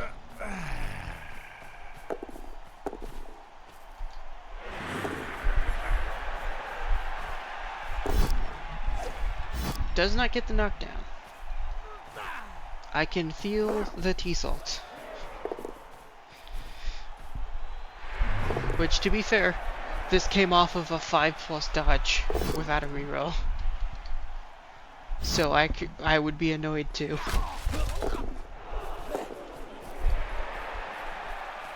Yeah, and then just getting an elf back so that he can't just potato for free. This man is very tied up and fails the G5. Has to use another team reroll on it.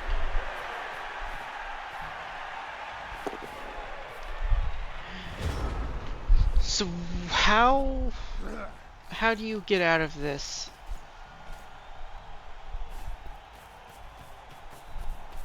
Oh, well, yeah, you just fill that square and then you make this a chain push.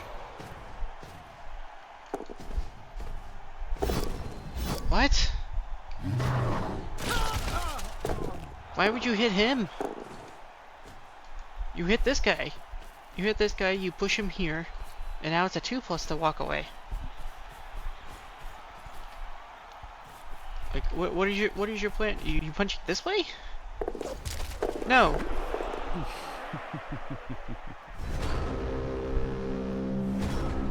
I guess he was gonna go like this way and be back here. I mean, failing a 2+ with a reroll is kind of unfortunate. But the fact you were in this position, because of a... That is a seriously hurt lineman. And this lineman now has the ball. Is he gonna pass it? Or is he just gonna screen it off? Looks like he's just gonna screen it off. He's gonna fail that dodge and use the last team reroll. It is super awkward for T-Self to be out of team rerolls now, though. Goblin just in the way of the catcher.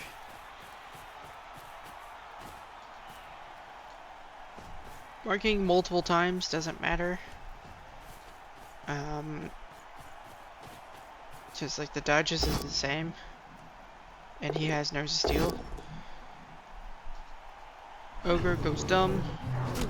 Does free up the Rat Ogre though. Uh-oh. Manages the loner reroll. And gets a knockdown. Both sides are now out of team rerolls though. Passes Animal Savagery, gets the knockdown on the elf. Injures him.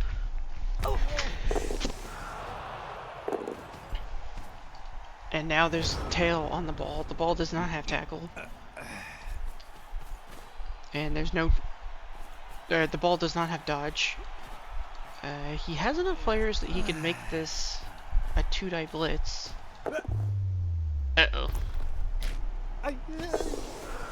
Fails the 3+ dodge and injures himself. Just a badly hurt, but that is unfortunate.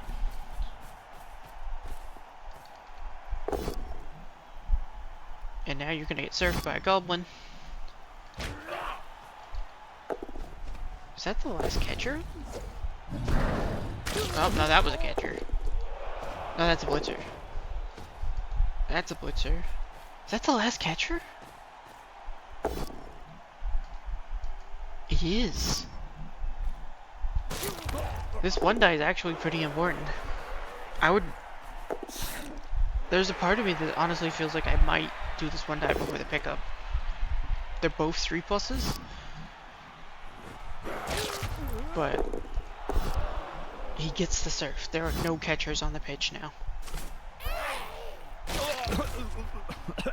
That's a pretty great animation. It's just a stun, so he'll come back next drive. But like, there's not going to be a next drive. He's out of the game now.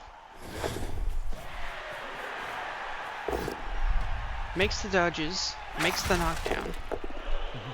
Does not make magnet hands. The ball is now in a tackle zone. Does not pick it up.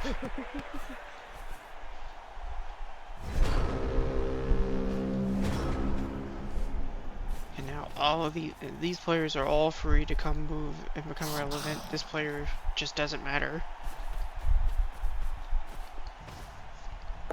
This game has turned on its head.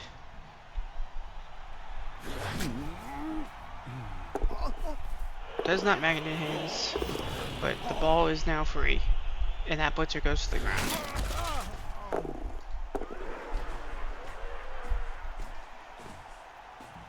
And I mean, this is a big game for both T-Self and T-Miss because they're brawling in the bottom half of the division. They both kind of need to start picking up wins this week, and it looks like T-Miss is going to get his second, I believe, win.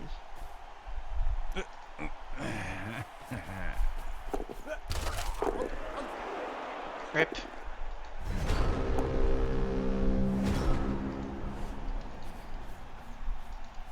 This guy can technically score. So I would probably try to put a goblin on him just to say I did.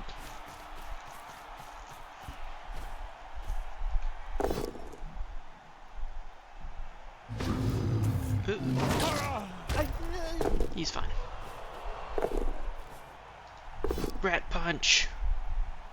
Red punch good. Red punch very good. That's a KO. So this Blitzer is now the only threat.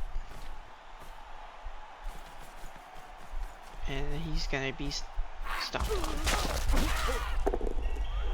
Double one. That's 3 ones in a row. Just getting the ones out of the way for the dodge. And T-Self doesn't even try it, because how is he gonna pick up the ball and get it here? So that is 2-0. And that moves T-Mist up into 5th place at 8 points. He is within shot of the bottom half of qualifiers, if I am not mistaken.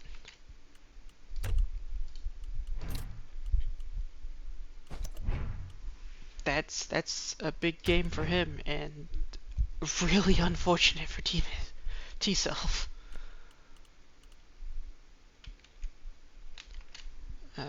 Spoilers. So, watch Fall, watch T-Self.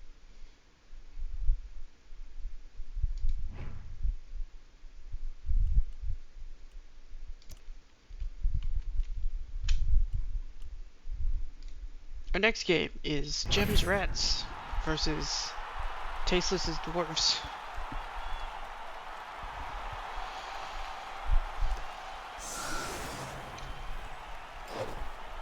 Which could be interesting. Ooh, Thrower has picked up Accurate. That's new. I don't remember if this Gutter had Defenseless. It might have had Defenseless before. Sidestepper has Catch, which makes one turning easier, I suppose. Quad Step Sprint.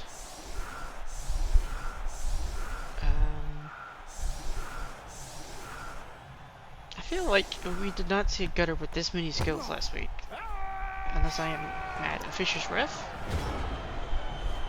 Dwarf Stunned. The Runner Stunned. That's just a little awkward. What are we looking at? 2 bench on both sides. Oh, that's a goal. That's double skull. Gets the knockdown. I will say one thing I feel awkward. Both Vermin on the line. So now you don't have Tackle to just move where you want it to. Or not Tackle, you have Mighty Blow to move where you want it to. Ooh, we have an inducement.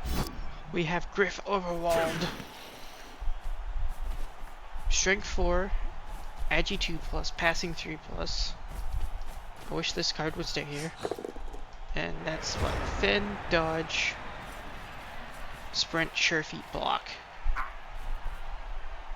And Movement 7. What other inducements do we have? I don't know, because the game won't let me look at them.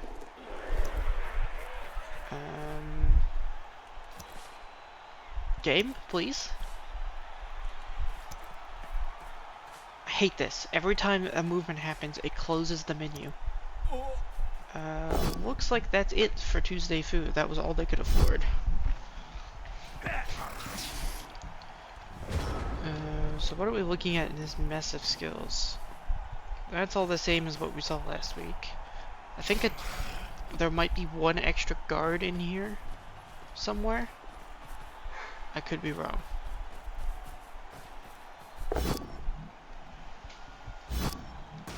And stand firm, so that's now really awkward.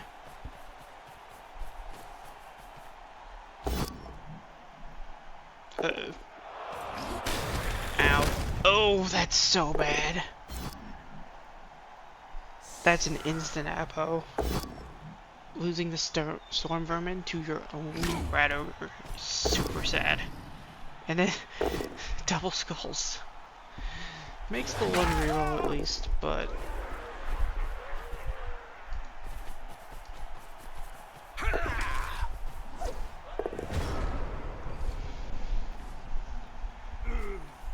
That is just super awkward. This guy can mark this thrower. Gets the knockdown on the gutter.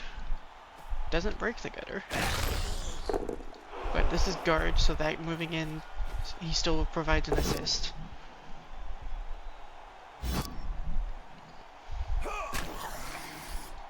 I feel like I would rather hit the gutter, because the vermin is on 2 guard pieces.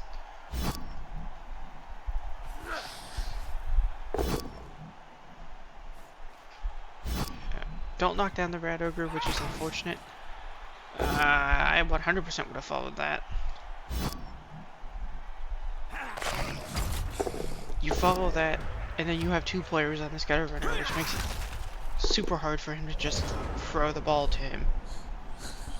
Which is just what he's gonna do.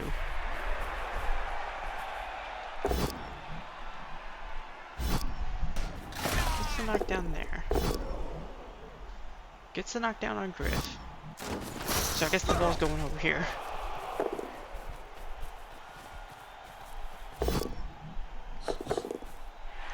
Pass reroll is good. And he's just super far away now. And oh, the blitz is still there. Doesn't get the knockdown. So that's 3+ with a reroll, with a 2+. Oh, there is no one there. Could he have even blocked anyone? No, surely he was just trying to stand up, but that just gets him punched.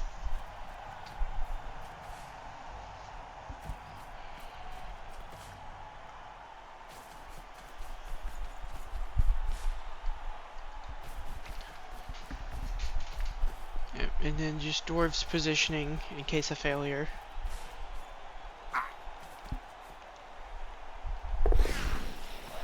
Makes the dodge. Makes the go for it. Gets the knockdown. Gets a break. It's just a stun. Extra GFI does put him on the ball. And a rush does put him there, which makes this real awkward for him. So, what is the play? Do you just, like, one die to knock him down? That's too far away. So this guy's got to be the blitzer. So that's like a 2+ dodge, 2 die, and push him down here, and then you just go through. 3+, 3+, 3+, 2+. He doesn't have tackle on the runner. Or you can fail the 2+ dodge immediately. That's disappointing. That's real unfortunate.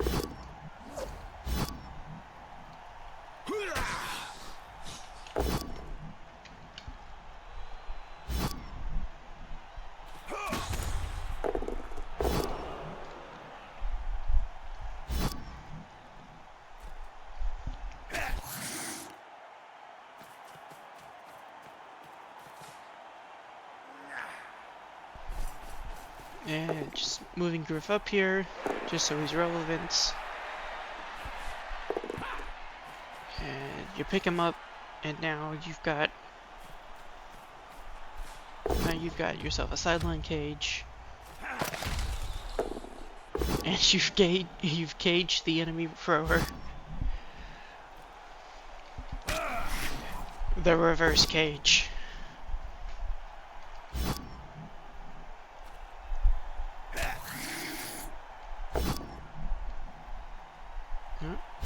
Dwarf 2+ dodge is good. He's very good. That's KO. So let's take stock for Jim. Rat Ogre is useless for at least probably another 2 turns. You're down 2 players, including Storm Vermin. You've used your Apo. You've lost the ball on your own drive. I think the correct play... He tried. I think the play he was going for was he was gonna just go in and try to surf. There's no good play there, but he did try it. And now we're just gonna punch down the line of rats. Interesting that we moved Griff down here to assist when there's guard here and guard here. So, like, you didn't need that. We get 3 knockdowns, though. And a break on the vermin, that's really good. And now the cage just moves to be here.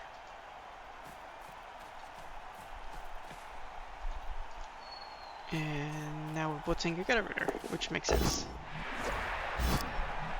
We do get the knockdown because of tackle, and he's fine.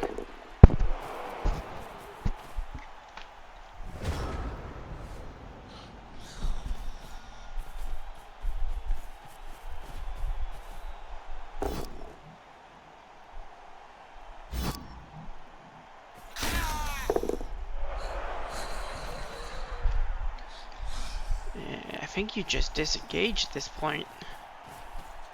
Like, you're losing your own drive, which sucks, but like, what do you do?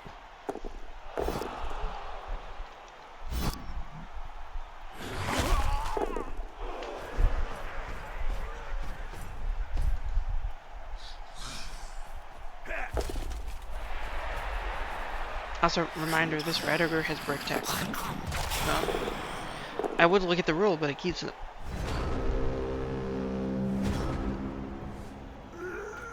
So that's just a +2. Okay, so break tackle now is just a +2 for strength 5. I would love for the game's UI to let me actually look at it.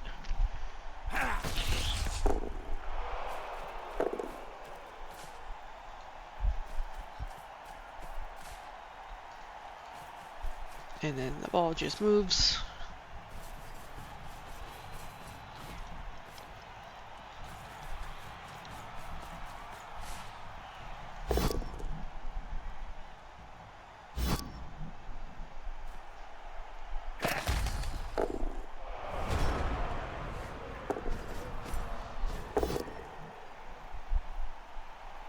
And then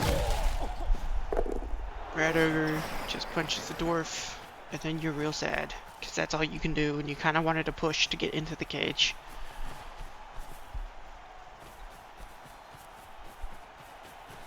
And I guess he's just putting gutters here, so make creating a cage real awkward. Nope. He's fine.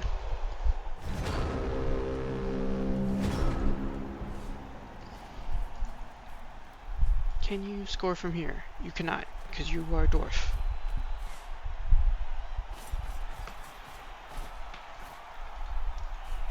Yeah, so he's just gonna move the cage, and just gonna punch this gutter to get him out of the way.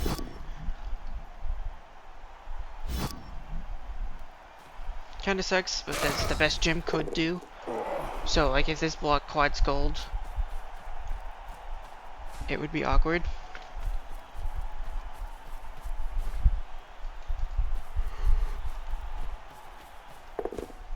And Single Rush closes out the cage. Uh-oh! That's a dead Storm Vermin, and we've already used the Apo. It's not the better Storm Vermin, but like, losing Storm Vermin, especially in higher divisions, sucks so much. Because the opportunities to level them are much fewer. And he's fine. And we dive the cage, we get a push, we have sure hands, so we maintain the ball.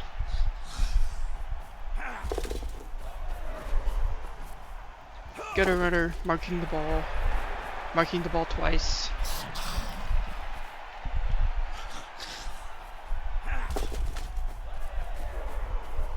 Marking the ball 3 times, which unfortunately is just going to turn into 3 blocks against gutter runners.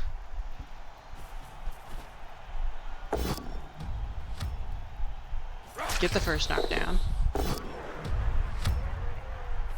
We don't get the second knockdown.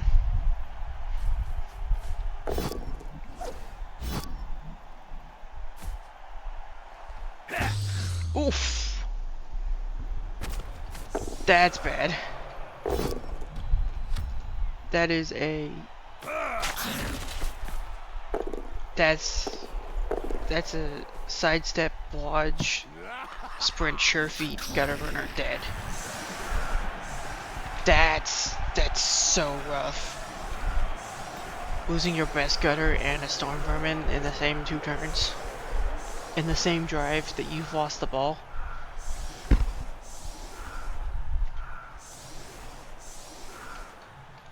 Oof. So, still, going into our second half. 1-0 up for Tasteless going into his offensive drive. Still has 14 players. Jim has 11 players, but he's got 2 dead.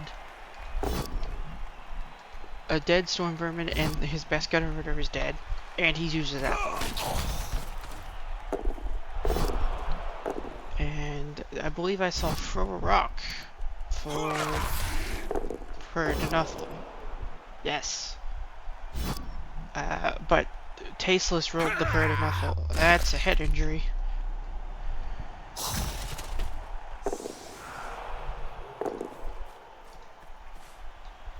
So that's a minus AV, so that's a dead line rat. But he can't replace the line rat because he's got to replace a gutter and a blitzer.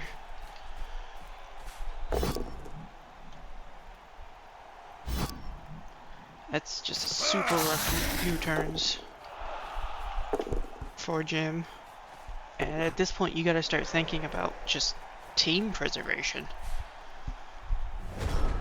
Just like, you just lost a lot of stuff.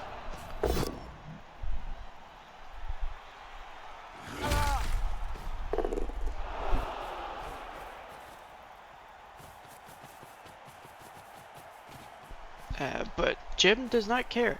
Jim is going aggro. He is attempting to win this game. And honestly, I respect it.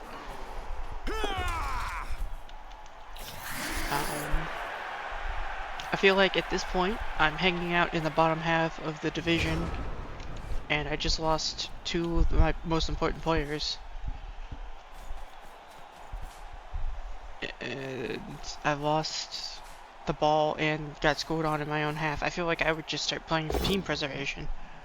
But Jim is not. He's going offensive as heck. Who is blitzing the gutter runner?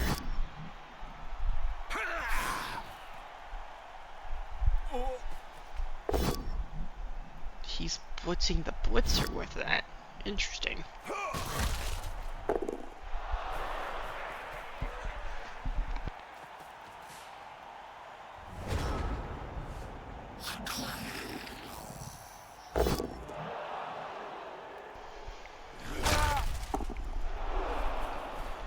Yeah, oh, yeah, now he's just gonna dive. Makes the 5+ in. Does not get the knockdown. Rerolls it. Does not get the knockdown.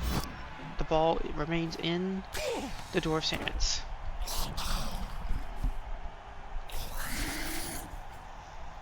And like, this is the play you gotta make. Like, he could make this play, and he knocks it down. He gets lucky, and now the ball's in a scrum. He could maybe get it and get out. He doesn't. He makes this play and it fails, and he's all marked up. And Tasteless could double skull. And if he doesn't, you just lose this turn. But you weren't going to win 3 to 4 turns from now at the rate you're playing. So go ahead and end it now. Either you score and you take this 1-1 and you have a chance, or you lose this turn, as opposed to losing 3 to 4 turns from now. Unfortunately, it looks like Jim loses this turn. Because that is another line rat that is off, and a gutter runner is now KO'd.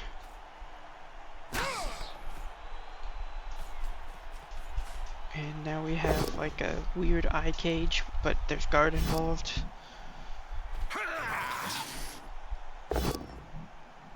Get another knockdown on a gutter. That's a KO gutter. That's probably the drive.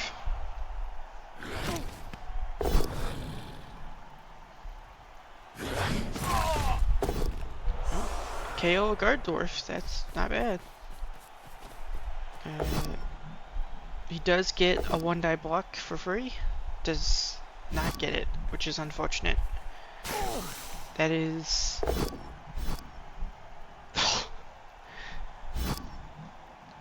that is pretty much the only mistake Tasteless has left open to Jim, is just a casual 1-die block with tackle. And I don't see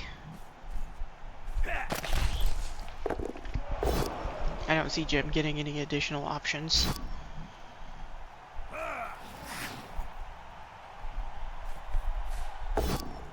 Knocks down the Storm Vermin, which means he can then follow up and go into this guy to get the second block.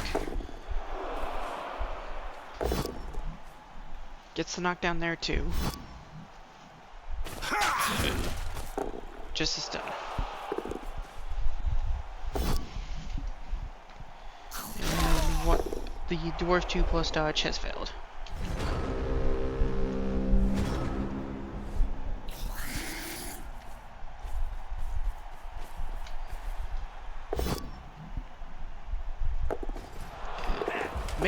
Makes the dodge in.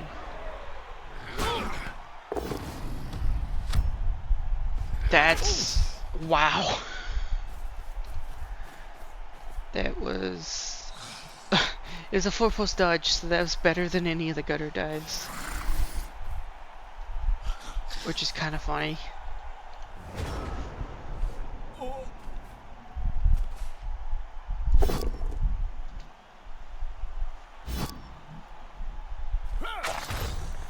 Downs together.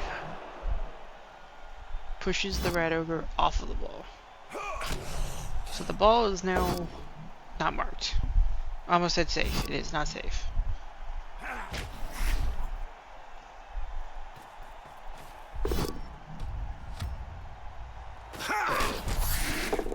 He's fine.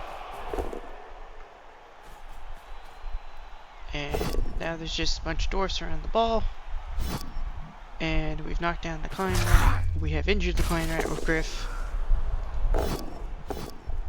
And Brawler has turned them both down into a knockdown. Which is actually a big deal, because that means the Rat Ogre can't punch his way in to the cage. Uh-oh. Just... so Jim has 1, 2, 3, 4 rats and a Rat Ogre. Yeah, he's just given up. Just ends his turn. There are no options for him to win this game anymore.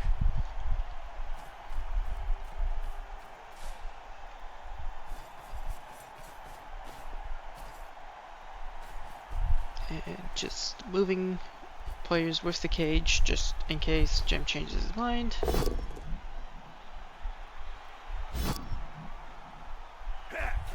Bop. Bop.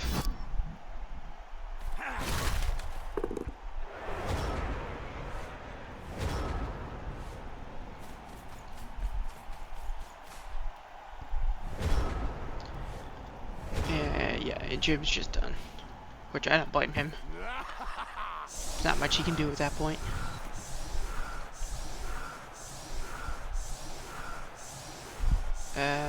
Strictly speaking, 1 square forward. That's 1 less dodge than he would need to be making. Because you're robbing yourself of dodging out of this square.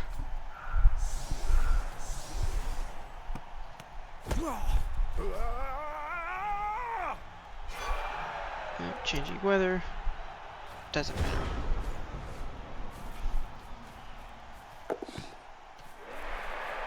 Makes the pickup. Makes the pass. Does not make the catch. That is the game.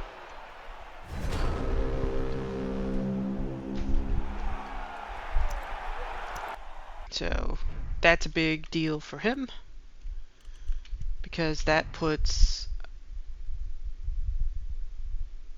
Tasteless in 4th place at 2-3-1 and 9 points. So he's 5 points behind 1st place. So that's 2 games. That's a big deal.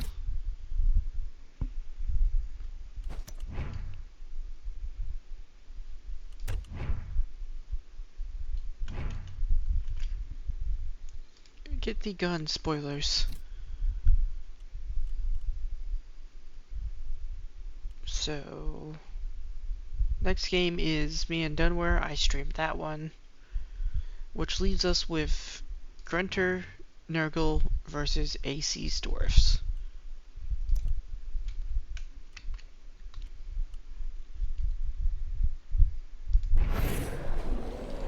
Woo!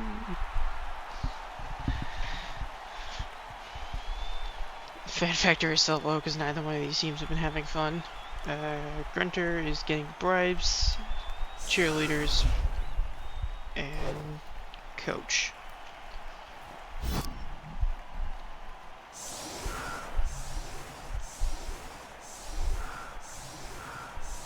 And looks like the Dwarfs have chosen offense, which makes sense. Nurgle, 11 players. They've been getting beat up a lot. We are back up to 4 bloaters. And I think we've picked up block on this bloater.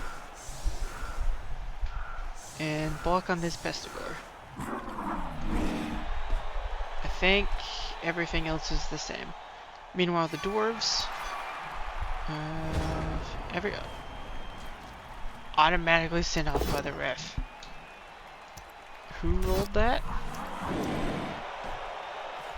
The dwarves rolled that. The heck?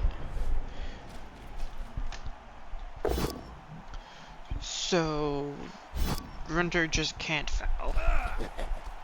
That's a bit unfortunate.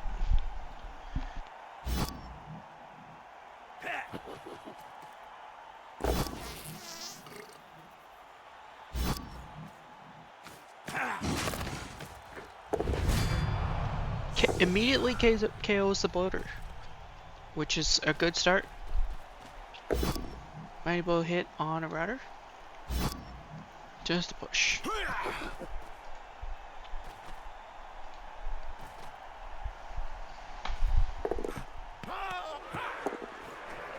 Sure hands rerolls fixes the pickup.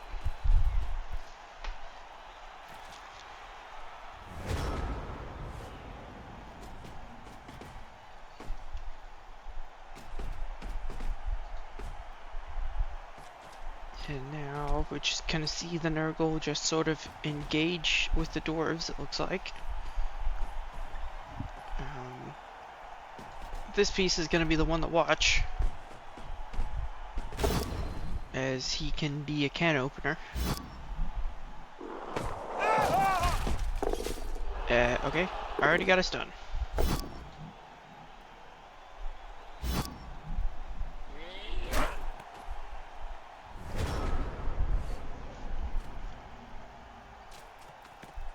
And just hitting routers.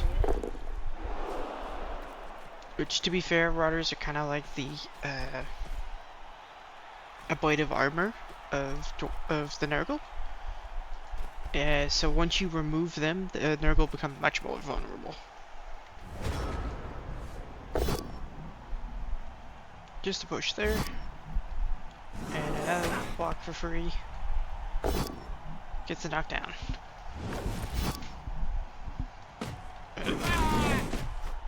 Just a stun. Fixed skull doing a thing. the Mighty Blow Claw does not do a thing. Disappointing.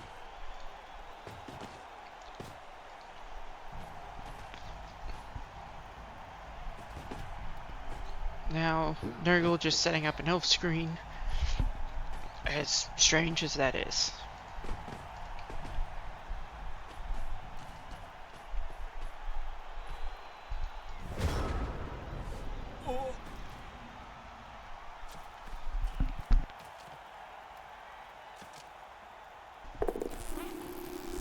And pass foul appearance, get the knockdown. So now we can sort of cage back here.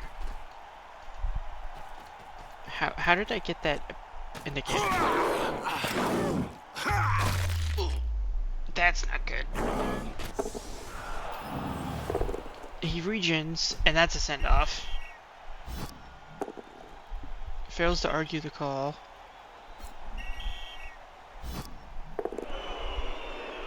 Passes the bribe.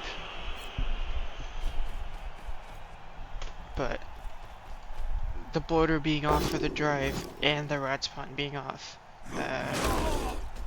that's super awkward. I don't like that block. I think trading this dwarf for this bloater is actually super valuable right now, because two of his strength up pieces against you are already gone, so tying up a third one, like that's 100% worth an unskilled dwarf lineman. I wouldn't even make the red die block, I'd just let him punch it every turn.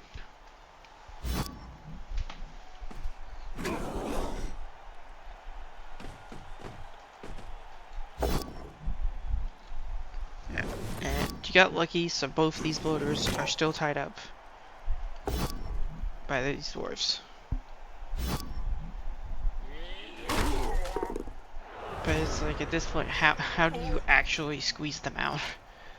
They have guard, which gives them such a strength advantage over you. And now we blitz this guy. I guess the dwarves are switching sides? Which is kind of weird.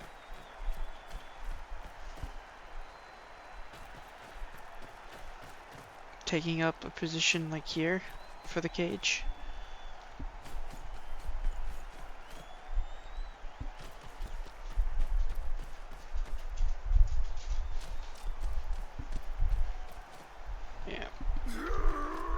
It's just like, how do you break through this without any of your plus strength, without your pieces that are over him in strength? It doesn't help that the can opener is not doing his job.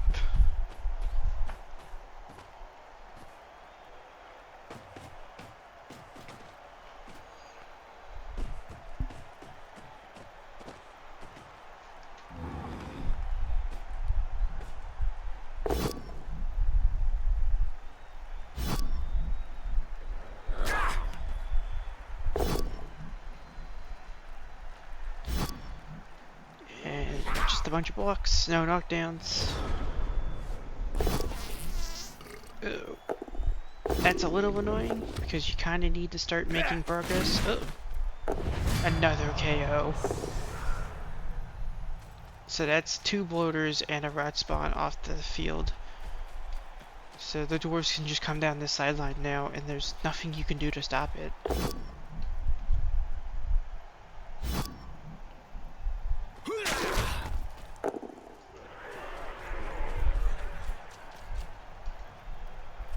One, two, three, four, five, six, seven. Go for it, go for it. So he's already technically in range to score.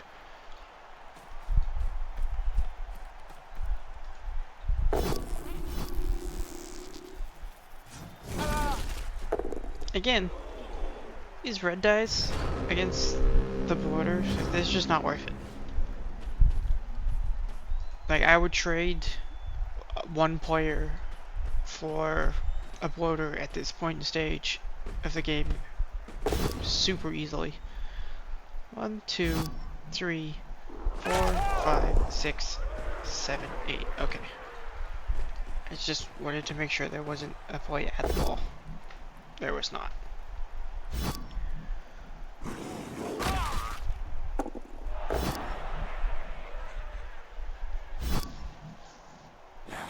And just taking whatever blocks you can, but there's no way to actually threaten the ball. Uh-oh, fails the dodge. Uses a team reroll that makes it.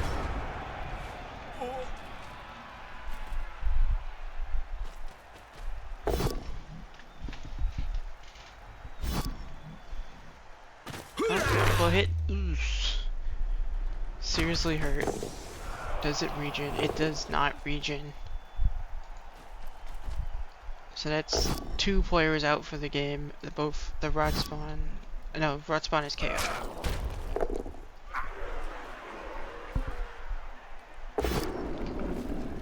And uses a team reroll on that.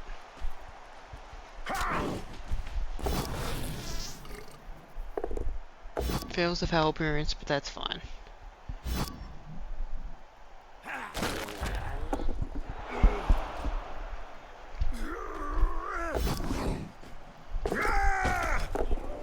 RIP.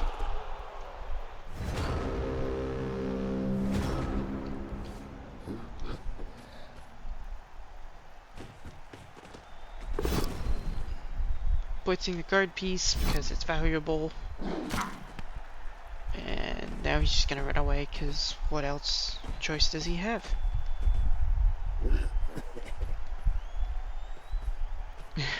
Caging his tackle piece, I guess.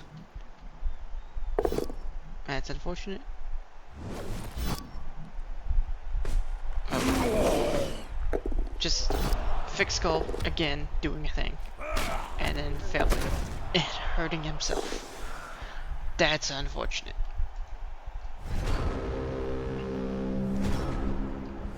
That just sums up this game right there. Making a 2-die block and injuring yourself. Keeps the dirty player on the dwarf, so that dwarf is getting punched for free. But it is limiting the possible movement. And then 1, 2, 3, 4, 5, 6, 7. So this dwarf no longer needs the GFI to score.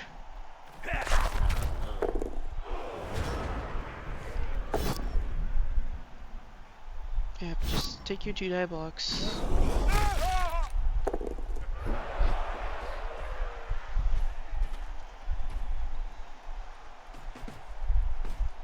Marking these seems pointless. Mighty Blow Claw hit. May as well reroll it, gets the knockdown. Stand firm. Another block. Nope, no knockdown. Disappointing.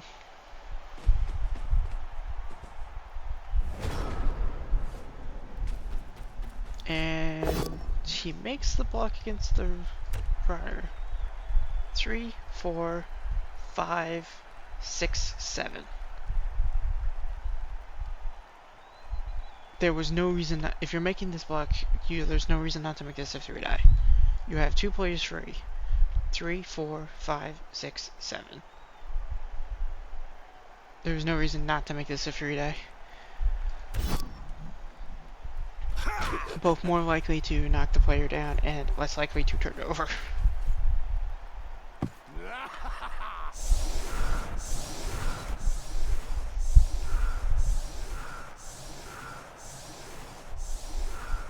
And then AC's just running up on the background. KOs do not come back, that's not a good start.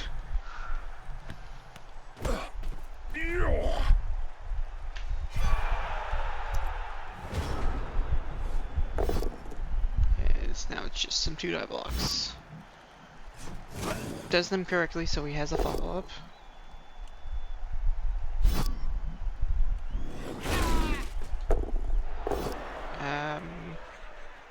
Strictly speaking, pushing him here is suboptimal because it limits your ability to push this way, but it's a minor thing.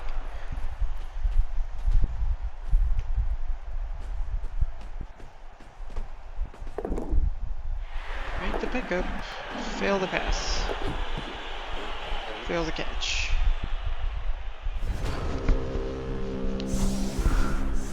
Do they come back? They... oh no. Oh. Oh no. That's not good. So...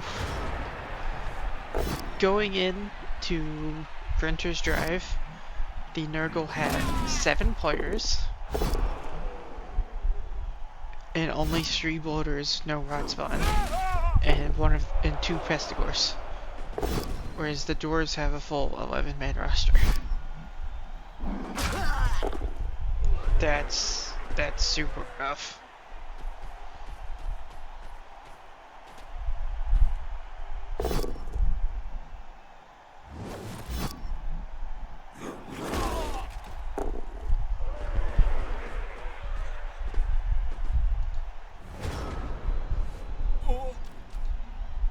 I don't even know what you do as Grunter at this point other than be sad.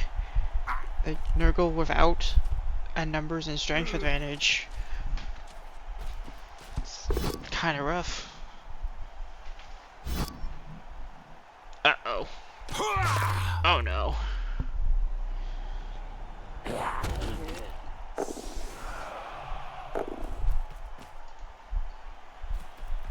So that's minus AV on that dirty player, Ryder. So that's practically dead. And now the Nurgle have 6 players.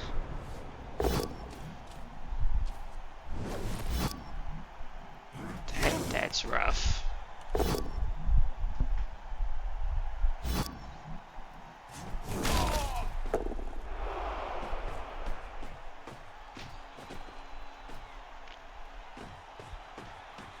And now the Nurgle are switching sides, but it doesn't matter because they don't have players. Just a push, which is not helpful.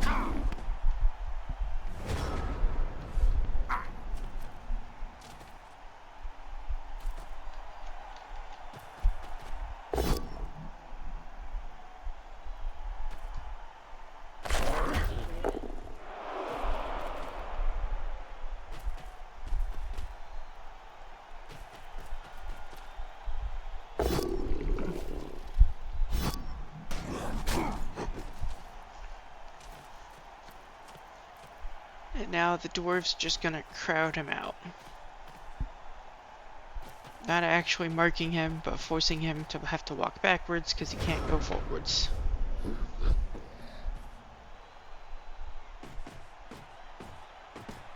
And looks like the Troll Slayer is gonna get hit by Mighty Blow Claw. No. It's the Guard Mighty Blow Blitzer.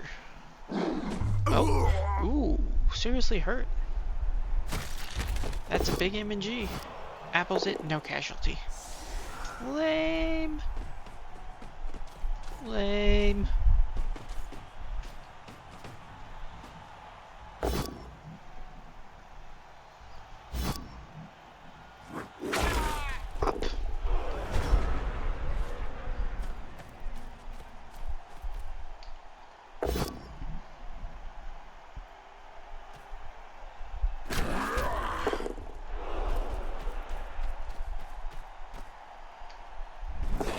Up. Oh, and the dwarves are dodging in to hit the ball. That's unfortunate. That's also unfortunate. But now the dwarves are just gonna swarm you as if they were Skaven. And they're just gonna mark the bloaters. And now you be sad. There's only 1 player free. And once you free up the ball has nowhere to go.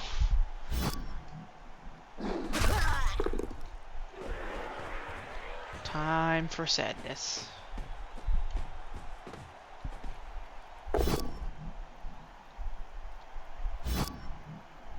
And consolation blocks.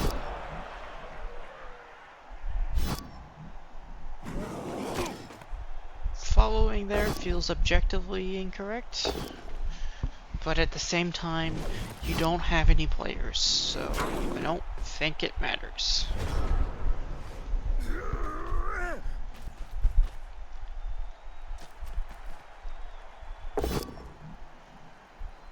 I will hit on the rudder.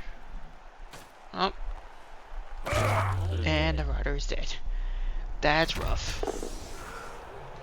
That's a lot of permanent injuries.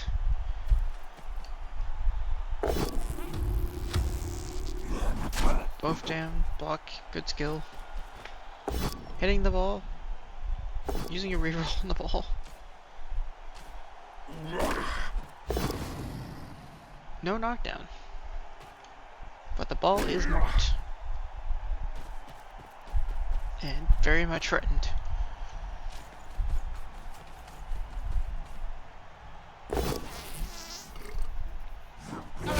That's unfortunate.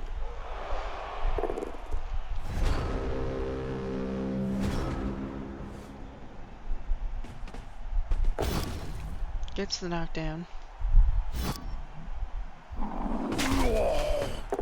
And a stun. He might not lose the ball this turn.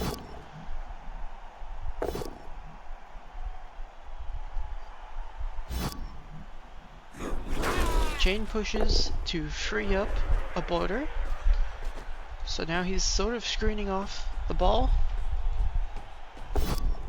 And he's used the last team reroll.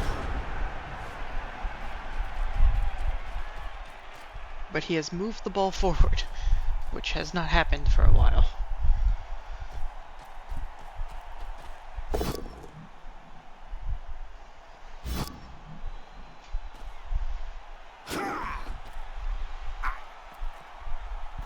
The problem is, your entire team is marked.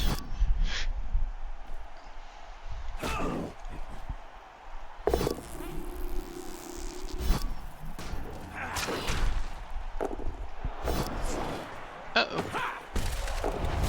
KOs himself.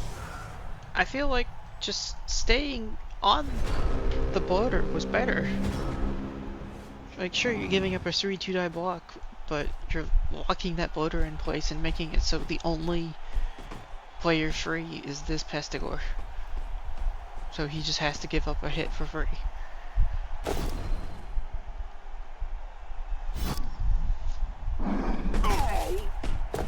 Claw did a thing!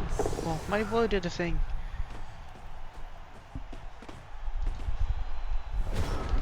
But numbers are nowhere close to being equal.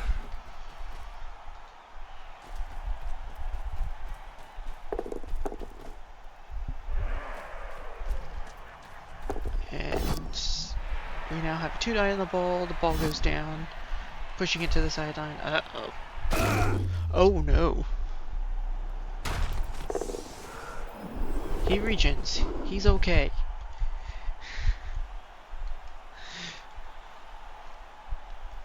A ball does go towards the end zone, but Gunter just does not have players. Like, he can free this guy up and he can move towards the ball. He's not in range of the ball.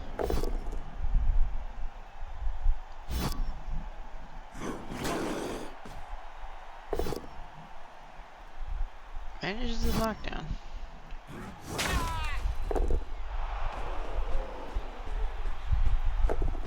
And we're now marking the ball.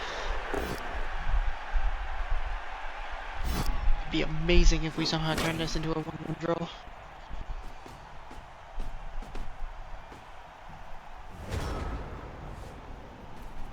Chill Slayer just straight blitzing, 1 die, double GFI, gets the knockdown. And I don't think this guy has the movement necessary. Yeah, he's 1 square short. So there's no scoring threat now. So that is game. AC wins 1-0. Don't know why we're doing all that to mark the ball. This guy physically cannot move far enough. 1, 2, 3, 1, 2.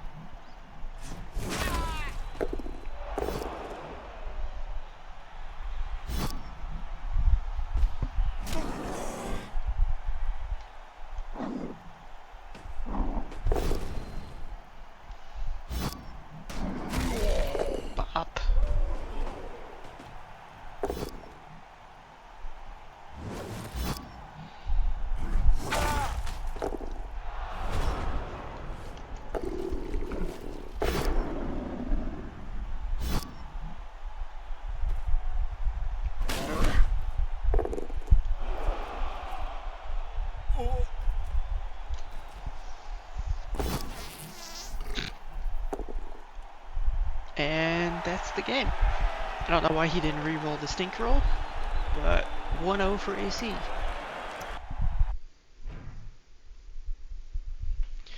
So that is every game of the week for REL 1A. Peace.